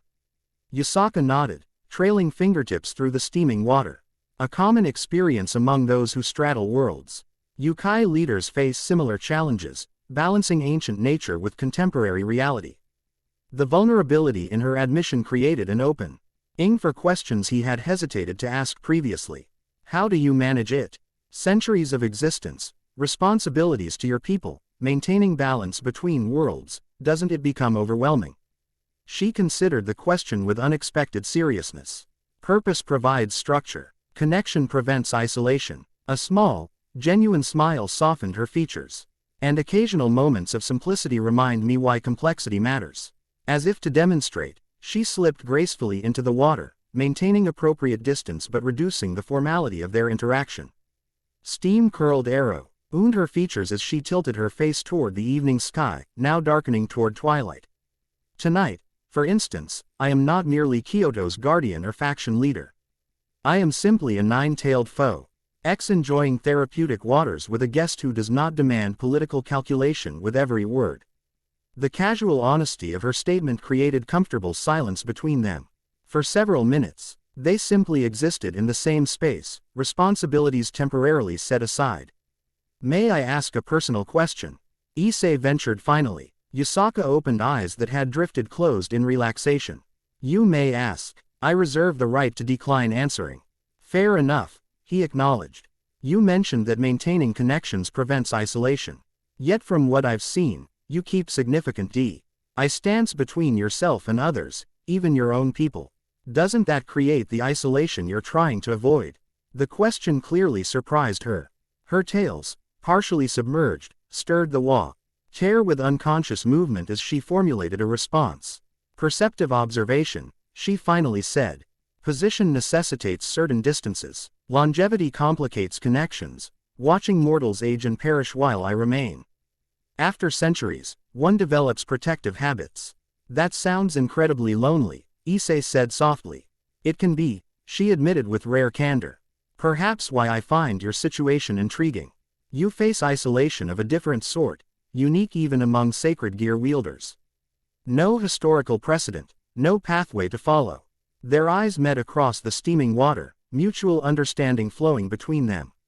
Both outsiders in their own way, both carrying responsibilities others couldn't fully comprehend. The moment extended, shifting subtly from comfortable to charged. Issei became acutely aware of their relative solitude, of Yusaka's natural beauty enhanced by the setting's intimacy, of his own conflicted emotions. She broke the tension first, rising from the water with fluid grace. We should prepare for tomorrow. Your training intensifies now that basic integration has been achieved. Issei nodded, simultaneously relieved and disappointed by the return to practical matters. What should I expect? Combat application, she replied, her tone returning to instructional. Theory yields to practice. You must learn to deploy multiple abilities simultaneously under pressure. As she moved toward the changing area, she paused, glancing back over her shoulder. Rest well, Issei Hyodo. Tomorrow we discover whether a dragon can match a fox in cunning. The playful challenge in her voice remained with him long after she departed, along with the realization that their relationship had transformed in ways he hadn't anticipated. What had begun as a diplomatic sanctuary had evolved into something more complex, a partnership built on mutual respect, shared purpose, and growing personal connection. As stars emerged above the secluded courtyard, Issei contemplated the strange path his life had taken. The Omni-Dragon system had awakened abilities beyond imagination, but perhaps the most unexpected development was finding connection with someone who understood the burden of exceptional power. Morning arrived with drumming rain, fat droplets striking ancient tile roofs in rhythmic percussion. The weather perfectly matched Issei's mood as he followed a small fox spirit through covered walkways connecting shrine buildings. Anticipation and anxiety battled within him, knowing today's training would push beyond theory into practical application. The fox led him not to their usual training area but to an expansive underground chamber accessed through a hidden entrance beneath the main shrine. Stone steps spiraled downward for what felt like hundreds of meters before opening into a space that defied logic, a massive cavern that couldn't possibly fit beneath the shrine complex without violating physical laws. Dimensional folding, Issei realized. Recognizing the slight distortion at the chamber's edges, evidence of space manipulated to create volume where none should exist. A training ground dating back millennia, confirmed Yusaka, already waiting at the chamber's center. One of 17 hidden dojos where Yukai warriors prepare for scenarios too dangerous for surface training. Unlike previous sessions, Yusaka had dressed for serious combat. Form-fitting armor of traditional design but clearly enhanced with modern materials covered vital areas while leaving movement unrestricted. Her hair was pulled back in a practical braid, and her expression held none of the previous evening's warmth. Today we determine whether your integration has progressed sufficiently for practical application, she announced without preamble. Theoretical mastery means nothing if abilities fail under pressure. Issei nodded, summoning the boosted gear.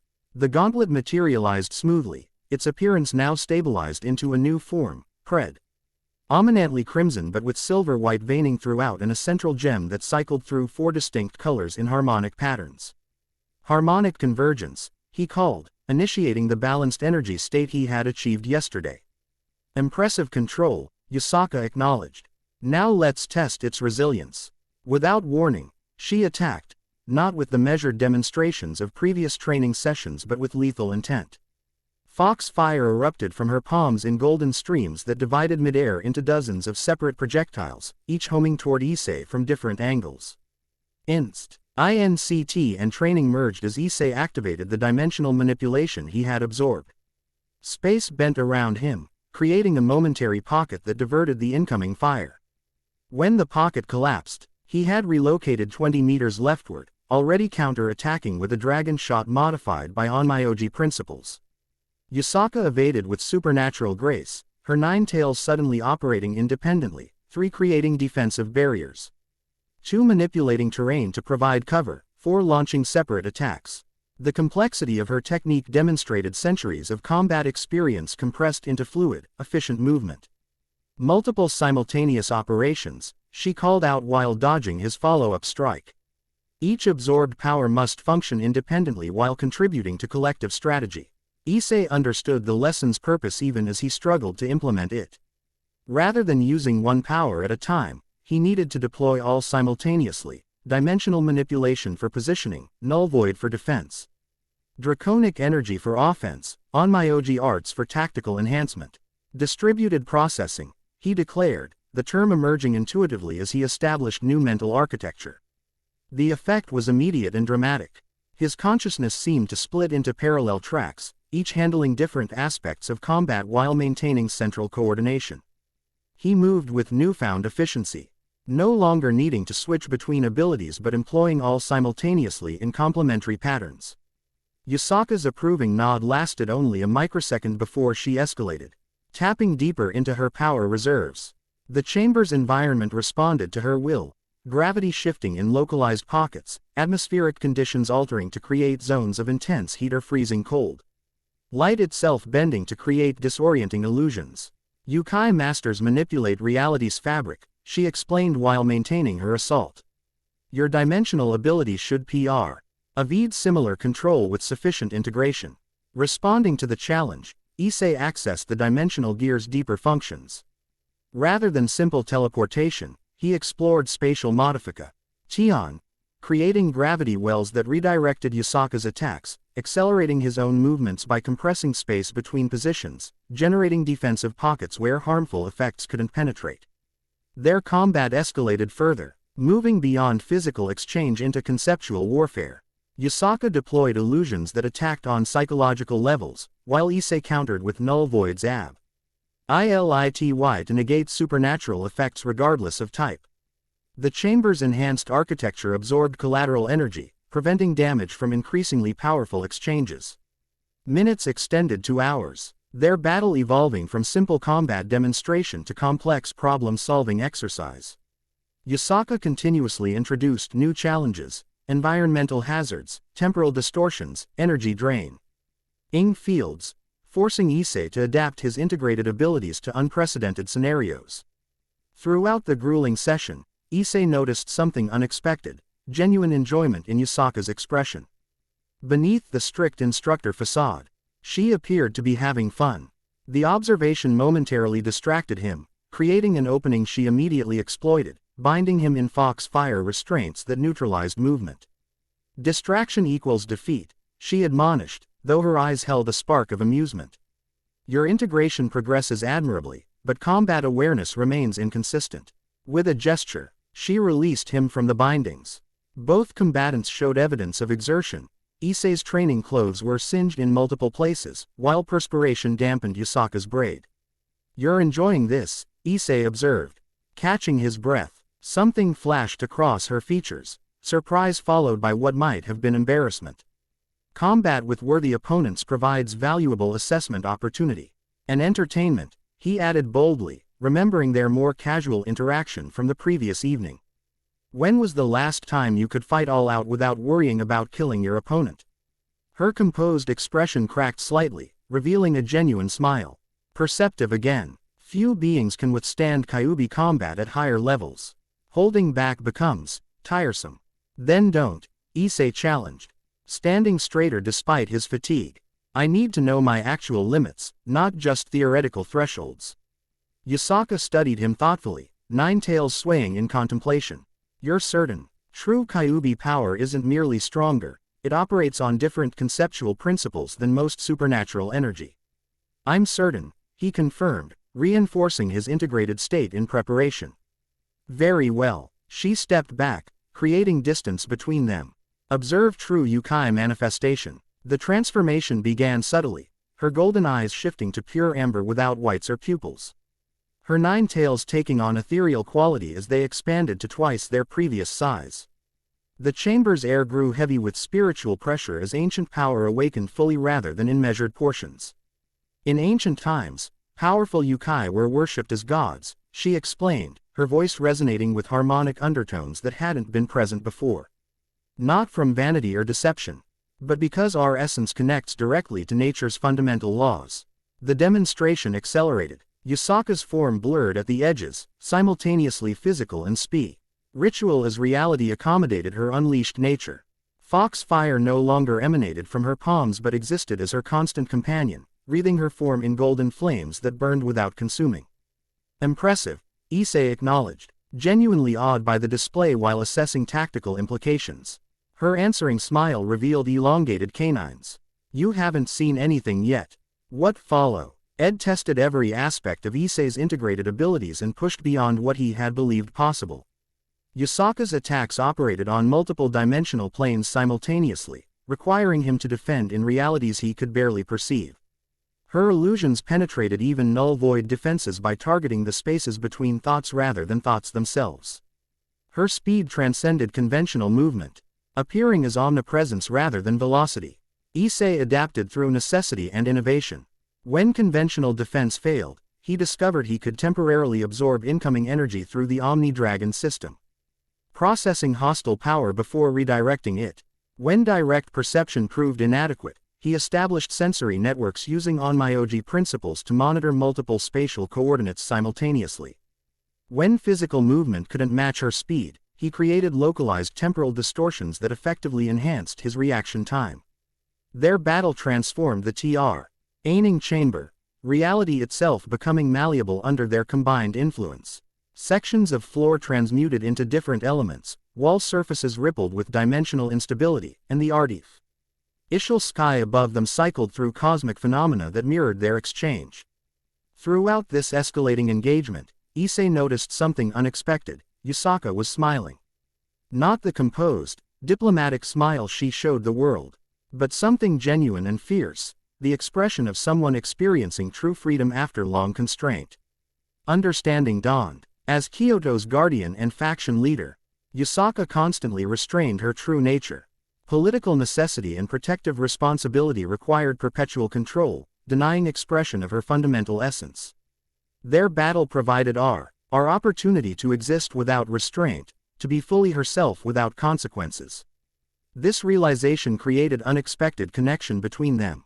Issei, too, had always restrained aspects of himself. First his perverted tendencies to gain social acceptance, then his growing powers to avoid frightening friends.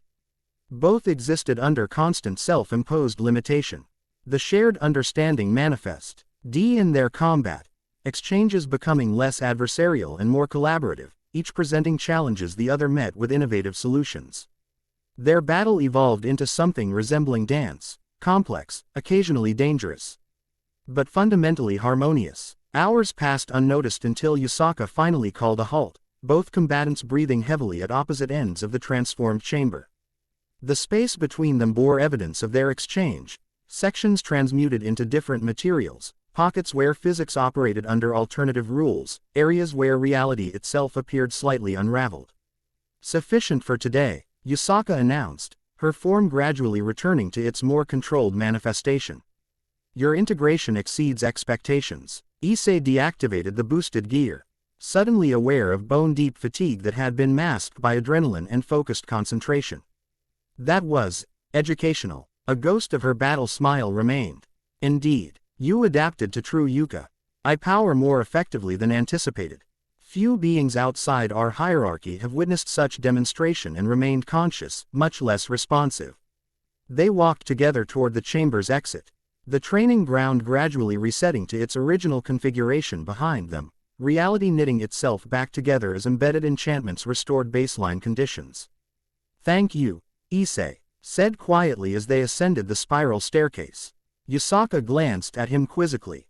For the training, it was necessary preparation. For trusting me with your true nature, he clarified. I understand what that means. Especially for someone in your position. She halted mid-step, studying him with an unreadable expression. For a moment, her carefully maintained poise wavered, revealing something vulnerable beneath. Few noticed the distinction between position and person, she finally said, her voice softer than he had ever heard it.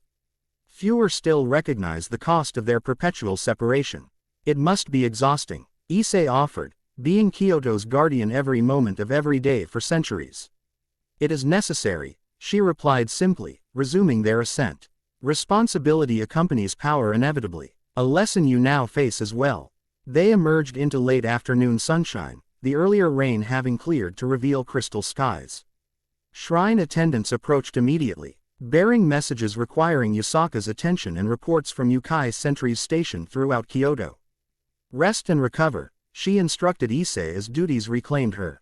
Tomorrow brings different challenges. Tonight, process what you've learned through meditation rather than physical training. As she departed, surrounded by attendants and immediately immersed in faction leadership, I caught a final glance from her, something personal and appreciative that transcended their formal training relationship. The connection established in combat lingered, creating understanding words hadn't managed to convey. Exhausted but strangely content, Issei returned to his guest quarters, mind already processing the day's lessons while his body demanded recovery. The Omni-Dragon system had responded beyond expectation, integrating disparate powers into functional harmony under extreme pressure. Progress that might have required weeks had been compressed into hours through Yasaka's unconventional methodology. As he settled onto his futon, prepared to follow her meditation recommendation, a small fox spirit materialized beside him, bearing a folded paper note sealed with golden wax impressed with Yasaka's personal crest. The message inside was brief but significant. Tonight's moonrise from Inari's highest point offers perspective beyond training. Join me if solitude grows tiresome. Not a command or formal instruction, but personal invitation. Issei reread the elegant handwriting several times, recognizing the implicit boundary being crossed. Yasaka was offering something beyond tactical preparation or political alliance, companionship separate from their respective responsibilities. He carefully tucked the note into his robe, anticipation replacing fatigue as he began the recommended meditation. The day's intensive training deserved proper processing, particularly with moonrise still hours away. Inari Shrine's highest point stood apart from the main complex, a secl. Uded observation pavilion reached by climbing hundreds of stone steps through torii gates that gradually transitioned from physical to partially spiritual in nature. By the time Issei reached the final gate, the material world had partially receded, creating a space that existed simultaneously in human and Yukai realms. Yasaka awaited him at the pavilion's edge, silhouetted against the emerging moon. She had exchanged formal attire for a simple midnight blue yukata adorned with subtle star patterns that seemed to move independently of the fabric. Her golden hair hung loose around her shoulders, and her 9 tails were relaxed rather than arranged for display. "You came," she observed as he joined her, no surprise in her tone despite the statement. "Your invitation suggested something worth seeing," Issei replied, respecting the personal nature of this meeting by avoiding political or training topics. "More something worth experiencing," she corrected, gesturing eastward where the moon now crested distant mountains. "Watch carefully." As moonlight spilled across Kyoto, the city transformed. Beyond the physical metropolis of steel and concrete, a second city materialized, the Yukai realm that existed alongside human habitation. Thousands of supernatural beings became visible, going about their existence parallel to human activity yet separate from it. Ancient spirits tended shrine grounds humans had abandoned for the night. Yukai merchants conducted business in ethereal markets that occupied the same space as human shopping districts, and guardian entities maintained boundaries between worlds with methodical vigilance. The moonlight revelation, Yasaka explained softly. One of few times the parallel realms become mutually visible without specific enchantment. From this vantage point, one witnesses both worlds simultaneously, neither dominant, both essential. Issei watched, transfixed by the harmonious coexistence that remained invisible during daylight hours. "It's beautiful," he said simply, understanding why she had invited him to witness this phenomenon. "Balance rather than separation." "Precisely." She settled gracefully onto a stone bench, indicating for him to join her. Most beings perceive reality through singular perspective, human or supernatural, physical or spiritual. Few witness the complete tapestry. They sat in comfortable silence, observing the dual city below. The pavilion's unique position provided perfect vantage point for appreciating both realms without favoring either, human technology and Yukai magic creating complementary patterns across the ancient capital. "Your training focuses on integration for similar reasons," Yasaka continued after several minutes of quiet appreciation. "The Omni-Dragon system's potential lies not in accumulation but harmonization, discovering connections between apparently disparate powers." Like seeing both cities simultaneously instead of alternating between them, Issei realized, understanding the metaphorical lesson. She nodded, pleased by his comprehension. Most sacred gear users develop linearly, expanding singular ability through dedication and specialization. Your path diverges fundamentally, horizontal rather than vertical growth. Which makes me unpredictable, Issei concluded, connecting various threads from their training sessions. Conventional sacred gear counters won't work against abilities that function on multiple principles simultaneously. Indeed, her amber eyes reflected moonlight as she studied him. Also why multiple factions express concern. Unpredictability represents threat to established order. The political implications hung between them, acknowledged but not permitted to overshadow the evening's tranquility. Below, the parallel cities continued their synchronized existence, separate yet fundamentally connected. May I ask something personal? Issei ventured after another comfortable silence. Yasaka inclined her head slightly, permission without verbal confirmation. You've lived for centuries, seen civilizations rise and fall, witnessed countless historical events firsthand. What keeps you invested in humanity's continued existence? What prevents the detachment that seems inevitable with such perspective? The question clearly surprised her, amber eyes widening slightly before thoughtful consideration replaced momentary shock. Perspective extends in multiple directions, she finally answered, choosing words with evident care. Longevity provides historical context, certainly. But finite existence creates value immortals often overlook. She gestured toward the human city below, where families gathered for evening meals, couples walked along illuminated paths, children played in neighborhood parks despite the late hour.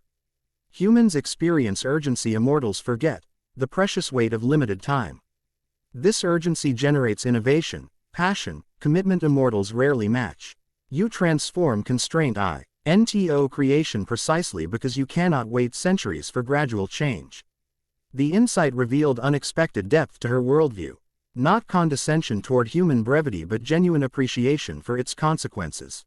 Besides, she added with unexpected lightness, immortality proves terribly boring without human unpredictability. 900 years of Yukai politics without human civilization. On's constant evolution would drive even the most patient being to madness. The admission, delivered with subtle humor, created space for genuine conversation unbound by their respective positions. For the next hour, they spoke not as faction leader and sacred gear wielder, but as individuals sharing perspective across cultural and existential divides. Yasaka described historical events witnessed firsthand, the rise of shogunates, the arrival of Western influences, modernization's impact on spiritual practices. Issei shared experiences from contemporary human adolescence, technological adaptations, social dynamics among devil-human interactions in current society. Throughout their exchange, the moon continued its arc across the sky, gradually shifting the visible balance between parallel cities below as certain Yukai entities returned to spiritual realms while early rising humans began preparations for morning activities. Dawn approaches, Yasaka noted eventually, though neither sunrise nor any hint of lightening sky was yet visible. The convergence ends as spiritual currents shift. True to her words, the Yukai realm began fading from perception, supernatural entities and structures becoming translucent before disappearing entirely. Within minutes, only the human city remained visible, no evidence of the parallel existence that had been so clearly revealed by moonlight. Thank you for sharing this, Issei said sincerely as the phenomenon concluded. It helps contextualize everything I've been learning. The invitation served selfish purpose as well, Yasaka admitted with surprising candor. Few beings can perceive both realms simultaneously without specific Yukai heritage. Your reaction confirmed theoretical capabilities of the Omni-Dragon system regarding dimensional perception. Despite the admission that the evening had included evaluative elements, the personal connection established remained genuine. Their conversation had traveled far beyond assessment into authentic exchange. Still a valuable experience, Issei assured her, understanding the complex position she navigated, personal interest necessarily balanced against faction responsibility. They descended from the pavilion as first hints of dawn appeared on distant horizons. The stone steps felt different somehow, more firmly anchored in physical reality after their time in the convergent space. By the time they reached the main shrine complex, Early morning activities had begun. Attendants preparing for daily rituals, fox spirits delivering messages between sections, Kuno Super. Icing Junior Yukai in training exercises.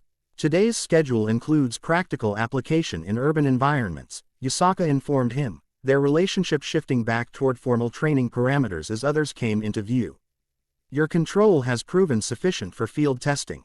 Issei nodded, accepting the necessary transition.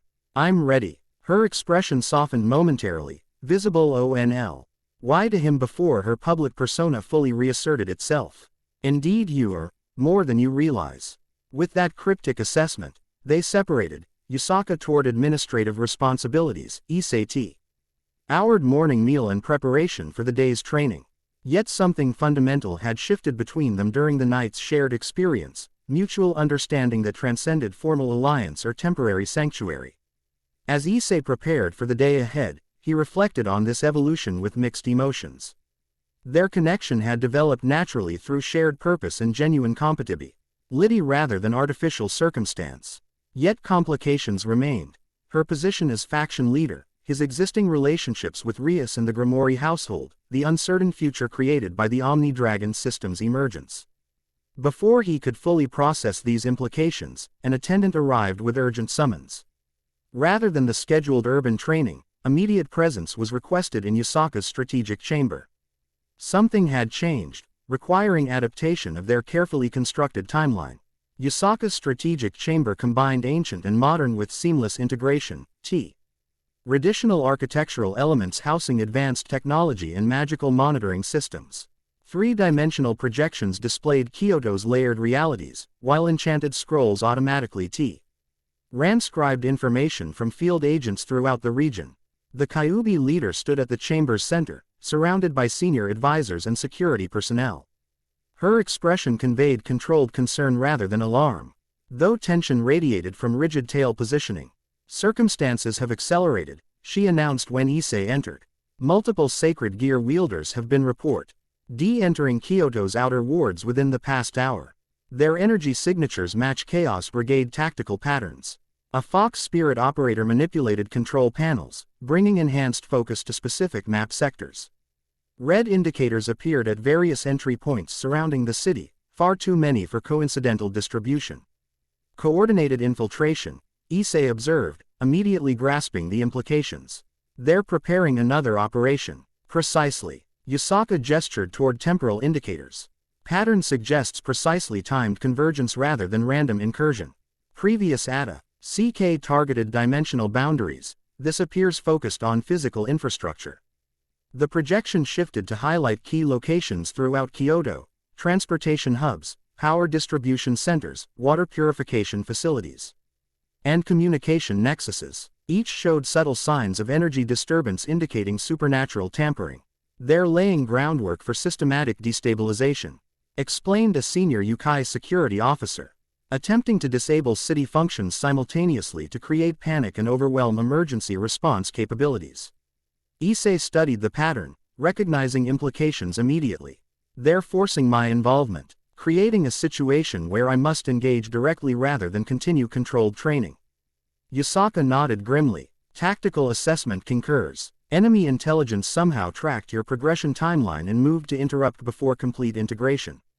They seek confrontation while you remain partially vulnerable. Or they have another objective entirely, suggested Kuno, who had joined the briefing without Issei noticing her arrival. The pattern resembles harvesting preparation more than simple attack formation.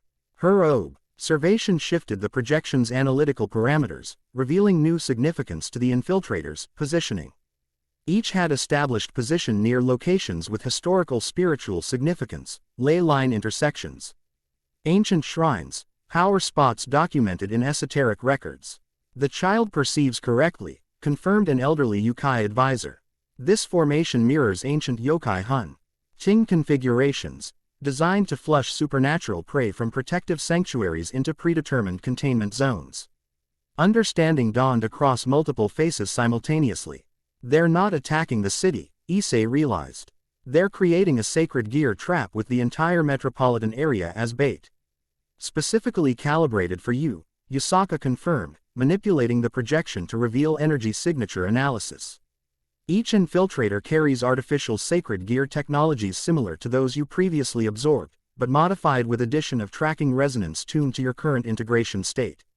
The implications were disturbing. Not only had the Chaos Brigade accurately assessed his developmental timeline, they had adapted their technology based on data from previous encounters. Their intelligence capabilities exceeded previous estimates significantly. "We should cancel today's field training," suggested a security advisor. "Maintain sanctuary protection. Will ER forces locate and neutralize infiltrators?" "Negative," Yusaka countered immediately. "Defensive posture merely delays confrontation while allowing enemy to complete preparatory positioning. Additionally, civilian risk increases proportionally with extended operation timeline." Issei stepped forward, studying the tactical display with newfound strategic awareness. "You're right. They've signed this situation specifically to exploit either choice. Staying hidden risks civilian casualties while engaging risks my capture." "A classic strategic fork," agreed the elderly advisor. "Forcing disadvantageous decision through artificially constrained options. Then we create a third option," Issei declared, surprising himself with the confident assertion. "One they haven't prepared for."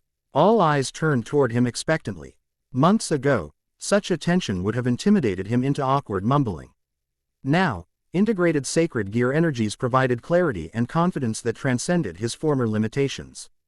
"They expect either complete avoidance or direct confrontation," he explained, manipulating the projection to illustrate his concept. "Instead, we implement distributed C.O. tactic. I engage multiple targets simultaneously through dimensional projection while physically remaining within sanctuary protection." Yusaka's eyes narrowed thoughtfully. "Remote operation using dimensional manipulation abilities. Theoretically possible, but energy requirements exceed standard thresholds." "Under normal circumstances, yes," Issei acknowledged. "But the Omni-Dragon system allows energy redistribution across multiple operational parameters simultaneously. Dimensional projections powered by draconic energy, stabilized by onmyoji structural principles, protected from detection by null-void properties." The senior advisors exchanged impressed glances as Yusaka considered the proposal. "Ambitious application of integrated abilities," she finally assessed.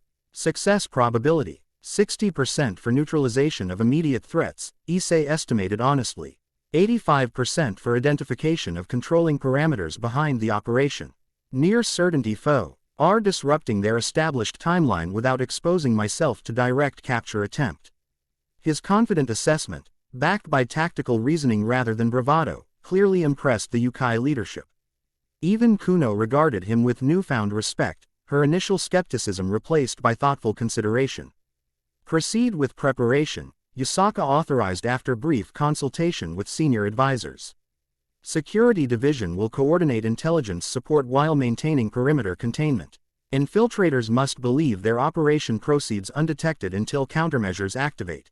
The strategic chamber transformed into operational headquarters as Yukai personnel implemented assigned responsibilities with practiced efficiency. Monitoring systems enhanced focus on identified targets. Communication networks established secure channels between field agents and command structure, and defensive parameters adjusted to support Issei's innovative approach. Throughout these preparations, Issei noticed Yusaka watching him with an unreadable expression, neither approval nor concern, but something more complex that suggested reevaluation of previous assessments. When opportune ITY for private conversation presented itself as technical systems underwent final calibration, she approached him directly. "Your strategic proposal demonstrates integration beyond expectation," she observed quietly. "Not merely powers combining, but thinking patterns evolving." Issei hadn't considered this aspect, but recognized the accuracy of her observation. His approach to problem-solving had fundamentally changed, incorporating multiple perspectives simultaneously rather than linear processing. Tactical assessment now happened instinctively rather than through conscious effort. "Is that concerning?" he asked, suddenly aware that such rapid psychological evolution might raise legitimate questions about identity preservation. "Enlightening rather than concerning," she clarified. "Integration progresses holistically rather than compartmentally. You remain fundamentally yourself while incorporating new processing methodologies, adaptation rather than replacement." Her assessment Riveted reassurance he hadn't realized he needed. Since the Omni-Dragon system's awakening, underlying concern about losing himself amid absorbed powers had remained present though unacknowledged. Yas, AKA's observation confirmed his core identity remained intact despite expanding capabilities. Systems ready for implementation, announced the technical coordinator, interrupting their moment of connection. Target monitoring confirms continued positioning without apparent awareness of detection. Issei moved to the chamber's center where operational equipment had been arranged to support his unique requirements. A circular platform inscribed with enhancement sigils would amplify his dimensional projections while monitoring equipment tracked energy expenditure and physical condition throughout the operation. Remember established parameters, Yusaka instructed as technicians completed final adjustments. Observation and disruption take priority over direct confrontation. Identify counter. Owling intelligence rather than merely neutralizing visible operatives. Issei nodded, settling into position as the system activated. Understood. This is reconnaissance amplified rather than combat deployment. As magical circuits engaged around him, establishing the network that would support his distributed operation, Issei centered himself through the meditation techniques Yusaka had taught him. The boosted gear manifested smoothly, immediately syncing with surrounding equipment as integrated energies balanced into optimal configuration. Distributed projection. Activate, he commanded, initiating the innovative application of his absorbed abilities. The sensation defied simple description, consciousness expanding outward while maintaining central awareness, perception splitting AC. Ross multiple spatial coordinates simultaneously. Unlike simple remote viewing, this technique created functional presences at target locations, dimensional extensions capable of interaction while drawing power from his physical body at the origin point. Through these projections, Issei observed the Chaos Brigade infiltrators directly. Each carried artificial sacred gear with similar base construct. Qian but specialized functionality, one manipulating electrical systems, another interfering with water purification, a third disrupting communication networks, others establishing position at strategic locations throughout the city. More concerning than their individual capabilities was their coordinated methodology. Unlike previous Chaos Brigade operations characterized by decentralized cells with minimal cross-communication, these operatives functioned with synchronized precision indicating centralized command structure and real-time tactical coordination. They're receiving instructions through the artificial gears themselves, Issei reported, observing subtle energy fluctuations across multiple targets simultaneously. The technology functions as both tool and communication device. Can you trace the control signal? Asked the technical coordinator, adjusting monitoring parameters based on this information. Issei directed his dimensional awareness to follow energy patterns backward from individual devices. Seeking common origin point, the connections proved more complex than anticipated, signals bouncing through multiple dimensional relays rather than following direct transmission patterns. Intentional obfuscation, he noted, admiring the sophisticated methodology despite its adversarial purpose. They're routing control through dimensional microfolds to prevent conventional tracing. Can your dimensional manipulation abilities penetrate such defenses? Yusaka inquired, studying the visualized data with intense focus. Rather than answering verbally, Issei implemented direct action. Through his distributed projections, he initiated careful interference patterns, not blocking signals completely which would alert controllers to detection, but subtly modifying transmission characteristics to reveal routing architecture without disrupting operational continuity. The technique required precise application of multiple abilities simultaneously, dimensional manipulation to access transmission pathways, nullification properties to selectively interfere with specific energy frequencies, onmyoji principles to interpret resulting pattern variations, and draconic power to maintain distributed processing across all projections. Ingenious methodology, commented the elderly Yukai advisor as results materialized in the command center's display. He's essential, creating dimensional echoes that reveal transmission architecture without alerting monitoring systems. The process continued for several minutes, gradually assembling comprehensive mapping of the control network. As the pattern emerged, unexpected complexity became evident, not simply central controller communicating with field operatives, but hierarchical distribution system with redundant co-Mon nodes and automated contingency protocols. This exceeds standard Chaos Brigade technological capabilities, Yusaka observed, concern evident in her voice. Previous intelligence assessments indicated significant infrastructure but nothing approaching this sophistication. Issei continued tracing signal pathways while maintaining distributed observation of individual operatives, who content UED preparation activities unaware of surveillance. The control architecture gradually resolved into coherent pattern, revealing primary command nexus located not within Kyoto or even Japan, but Opera Ching through dimensional fold connecting to European coordinates. Primary control originates from Switzerland, he reported, pinpointing the location with surprising specificity. Alpine region approach, approximately 50 kilometers southeast of Geneva. Secondary command nodes distributed globally with automated failover capabilities. The information created immediate stir within the command center. Quote, European control suggests faction collaboration beyond previous assessment, noted the security chief. Possibly involving exiled church elements or mercenary magical research groups operating in neutral territory. While command staff processed these strategic implications, Issei maintained focus on immediate tactical situation. The infiltrators had completed preparation phases and appeared ready to implement coordinated action across all targets simultaneously.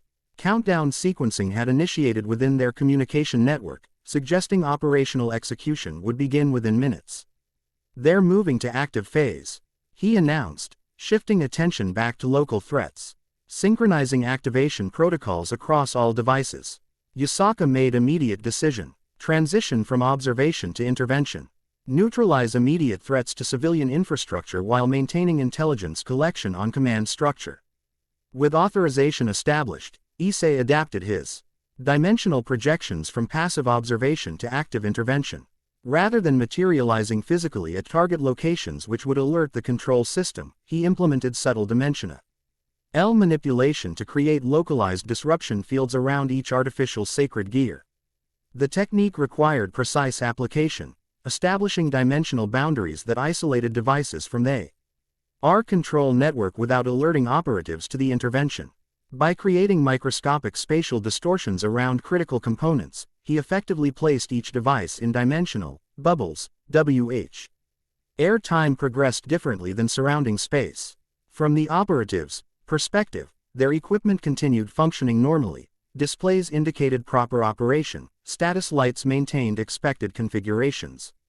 Control responses seemed appropriate. In reality, each device now operated in isolated reference frame disconnected from the central command structure and incapable of implementing programmed actions. Threat containment implemented, Issei reported, maintaining concentration across multiple dimensional projections simultaneously. Devices functionally neutralized while a pairing operational to both users and monitoring systems. The Yukai technical staff verified his assessment through their monitoring equipment, confirming successful implementation across all identified targets. The countdown continued within the command network, unaware that field devices had been effectively quarantined from operational execution. Impressive application, Yusaka acknowledged, her expression revealing genuine admiration. Neutralizing threats while maintaining intelligence collection opportunities represents optimal outcome. With immediate dangers contained, Issei directed focus toward gathering additional intelligence about the operation's true purpose. While maintaining dimensional isolation around artificial sacred gears, he established more detailed observation of command communications, particularly focusing on contingency protocols that would activate when primary objectives failed. The artificial gears aren't their only technology in play, he discovered. Detecting secondary energy signatures throughout the city, they've established passive monitoring array using modified shrine artifacts distributed throughout historical locations. This revelation created new concern among the command staff. Shrine artifacts represented significant spiritual heritage with cultural importance beyond mere magical functionality. Their modification for Ilan's purposes constituted both tactical threat and cultural desecration. Can you identify specific artifacts affected? Asked the cultural preservation specialist who had joined the operation upon detection of spiritual components. Issei extended his awareness through dimensional projections, identifying affected locations with increasing precision. Primarily secondary shrine components, stone markers, boundary indicators. Ceremonial placements typically overlooked during standard security assessments. Modifications appear recent but implemented with unusual expertise in traditional spiritual mechanics. This suggests involvement of trained practitioners with specific knowledge of Kyoto's spiritual architecture, Yusaka observed, her tails displaying agitation despite her controlled expression. Possible internal security compromise or targeted recruitment of spiritually trained individuals. While command staff investigated these concerning implications, Issei continued monitoring the operations countdown sequence. As 0 hour approached, he observed activation of contingency protocols within the command network, automated systems detecting failure of field equipment to implement programmed actions despite appearing operational. "They've noticed something's wrong," he reported, tracking rapidly adapting command responses. Contingency protocols activating. The artificial sacred gears suddenly attempted to break dimensional containment, drawing additional power from emergency reserves to overcome his isolation fields. Simultaneously, the passive monitoring aura throughout the city activated secondary functionality, shifting from observation to direct intervention. Multiple energy spikes detected throughout the city, announced the monitoring specialist. Quote, "Modified artifacts activating simultaneously." Issei split his attention across expanding threat matrix, maintaining dimensional containment around original targets while extending awareness to newly activated components. The distributed processing capabilities of the Omni-Dragon system proved essential, allowing him to track and respond to threats across multiple locations simultaneously. The Odified Shrine artifacts began generating localized dimensional instabilities, not large tears like previous attack, but precisely calibrated distortions designed to interfere with specific spiritual frequencies. The pattern revealed their true purpose. Not attacking physical infrastructure but disrupting Kyoto's spiritual foundations, the ancient energy network that maintained balance between human and yokai realms. They're targeting the boundary network, Yusaka realized immediately, understanding implications faster than her advisors. Attempting systematic collapse of separation barriers between realms. The strategy was both brilliant and horrifying. Rather than creating individual breaches that could be repaired, they sought to destabilize the entire system simultaneously, creating cascading failure that would permanently merge realms with catastrophic consequences for both humans and yokai. "I can't maintain containment across this many points simultaneously," Issei admitted, feeling strain as his dimensional projections stretched beyond sustainable parameters. "There are too many activation nodes operating independently." Yusaka made immediate command decision. "Transit. Ion from containment to direct neutralization. You have authorization for visible intervention and hostile engagement." With restrictions lifted, Issei adapted his approach. Rather than maintaining utter dimensional isolation around each threat, he redirected energy toward creating actual physical projections at key strategic locations. These manifestations, solid enough for direct interaction still connected to his original body, appeared simultaneously at 12 critical nodes throughout the city. The Chaos Brigade operatives reacted with visible shock as dimensional portals opened. Their positions and identical versions of Issei emerged from each, complete with manifested boosted gear and integrated energy signature. Their confusion provided tactical advantage, allowing his projections to act before organized resistance could form. Instead of conventional combat, Issei implemented efficient neutralization through dimensional manipulation. Each projection created localized, spatial distortions that simply relocated operatives to central containment area within yokai territory, simultaneously separating them from their artificial sacred gears which remained in original locations. With operatives removed, he focused on the artificial gears themselves. Rather than attempting to disable each individually, a time-consuming approach incompatible with rapidly deteriorating boundary stability, he implemented systematic absorption through the Omni-Dragon system.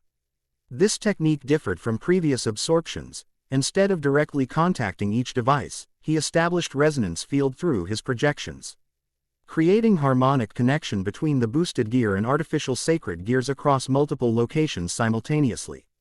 The connection allowed energy transfer without physical proximity, drawing power and functionality from distributed devices into centralized integration within the Omni-Dragon system. The process created spectacular visual display ACR, OS Kyoto, streams of multicolored energy flowing through dimensional pathways toward central convergence point at the shrine complex. Citizens witnessed the phenomenon with varying degrees of awareness. Those with spiritual sensitivity seeing actual energy transfer, while ordinary humans perceived unusual atmospheric effects or light displays attributed to seasonal phenomena. As artificial gears lost power, the modified shrine artifacts connected to them likewise deactivated, boundary destabilization halting before reaching critical threshold. Yukai teams immediately moved to secure affected locations, implementing emergency stabilization protocols while permanent repairs could be arranged. At the command center, Issei maintained focused concentration despite increasing strain from simultaneous operations across multiple dimensional projections. The absorption process neared completion, artificial sacred gears reduced to empty shells as their functional essence integrated into the Omni-Dragon system.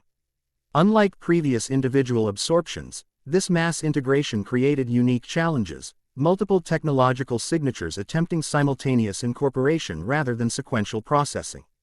The boosted gear adapted by creating subordinate integration architecture, establishing hierarchical organization that preserved individual functionality while preventing system overload. Artificial sacred gears neutralized, Issei reported, gradually reducing power to dimensional projections as immediate threats subsided. Boundary network stabilizing, operatives contained at designated security location. Yusaka nodded approval while coordinating recovery operations through her command staff. Maintain surveillance for secondary activation protocols or delayed response mechanisms. Mass neutralization may trigger automated contingencies from command structure. True to her warning, the command network reacted to catastrophic field failure with immediate activation of previously hidden protocols. Rather than attempting to restore operational capacity, the system initiated complete data purge, self-destruction sequences designed to eliminate intelligence value from captured equipment. They're erasing everything, Issei observed, tracking the rapidly propagating deletion protocols. Including operational parameters, command identification, and technical specifications. Can you preserve critical intelligence before complete erasure? Yusaka inquired, recognizing the fleeting opportunity for valuable information. Issei redirected his remaining dimensional PR ejections to establish preservation fields around key components, creating temporal bubbles where deletion sequences progressed at fractional speed compared to normal time. The technique couldn't stop erasure completely but extended the window for data extraction by Yukai technical specialists who immediately began recovery operations. With immediate threats neutralized and intelligence preservation measures implemented, Issei finally released his dimensional projections, consciousness returning fully to his physical body at the command center. The strain of extended distributed operation immediately manifested, exhaustion washing over him as integrated energies rebalanced. You require rest and recovery, Yusaka observed, moving to support him as he stepped unsteadily from the operational platform. Extended dimensional projection exceeds standard endurance parameters even with integrated enhancement. Issei nodded gratefully, accepting her assistance while fighting wave after wave of fatigue. Worth it, he managed. Satisfaction outweighing exhaustion. We stopped them without exposing ourselves to their actual objective. Her amber eyes held both approval and concern. Indeed, their strategy was more sophisticated than anticipated, using apparent attack on infrastructure to disguise actual operation against boundary network. Had they succeeded, the consequences would have been catastrophic. As Yukai medical staff provided energy restoration treatment and command operations transitioned to recovery phase, Issei processed the tactical implications of what they had discovered. The Chaos Brigade's technological capabilities, strategic sophistication, and specific targeting of Kyoto's spiritual architecture all suggested evolution beyond previous assessment parameters. They knew exactly which shrine artifacts to modify, he noted as recovery stabilized his condition.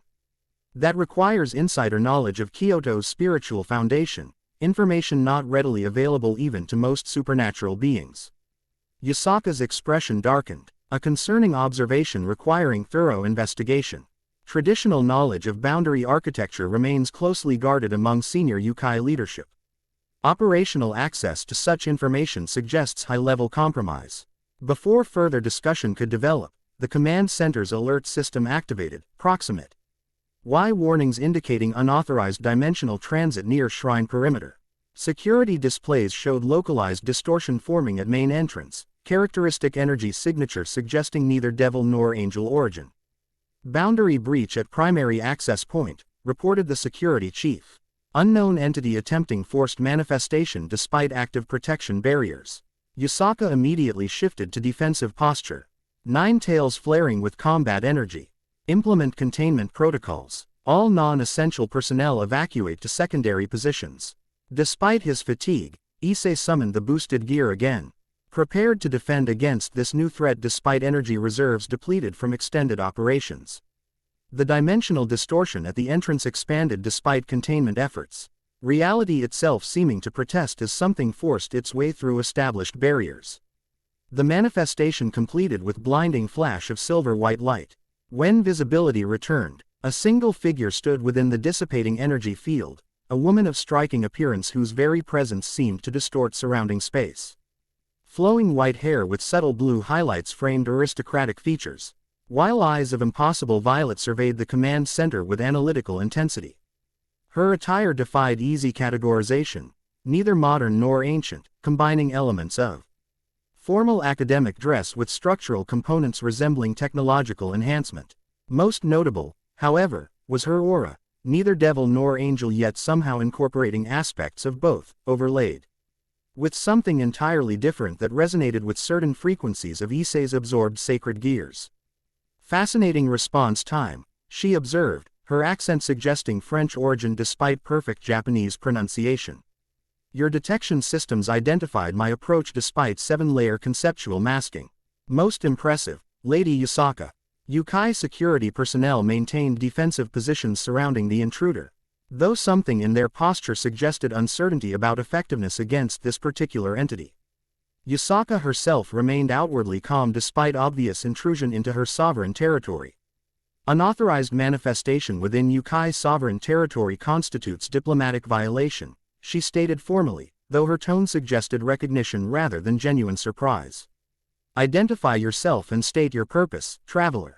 The woman smiled, an expression of intellectual appreciation rather than warmth. How delightfully traditional. Very well, she offered precise formal bow, demonstrating familiarity with Japanese custom. Serafina Laurent, independent researcher specializing in sacred gear mechanics and dimensional stability theory. Currental, Y contracted as technical consultant to various supernatural factions including, most recently, Devil Diplomatic Corps. Yusaka's tales betrayed momentary surprise before resuming controlled positioning.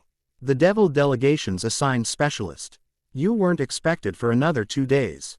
Scheduling adjustments became necessary following detection of artificial sacred gear activation throughout Kyoto, Serafina replied. Her gaze shifting to Issei with undisguised fascination. Particularly given the rather spectacular neutralization method employed by your guest.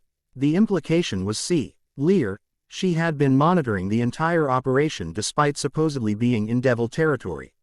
More concerning, she had penetrated Yukai boundary defenses with apparent ease despite unprecedented security measures implemented following recent incursions. Your early arrival violates established diplomatic protocols, Yusaka noted, maintaining formal objection despite apparent futility of standard security measures against this visitor. Serafina waved dismissive hand. Protocols become irrelevant when facing adaptive threats requiring immediate assessment.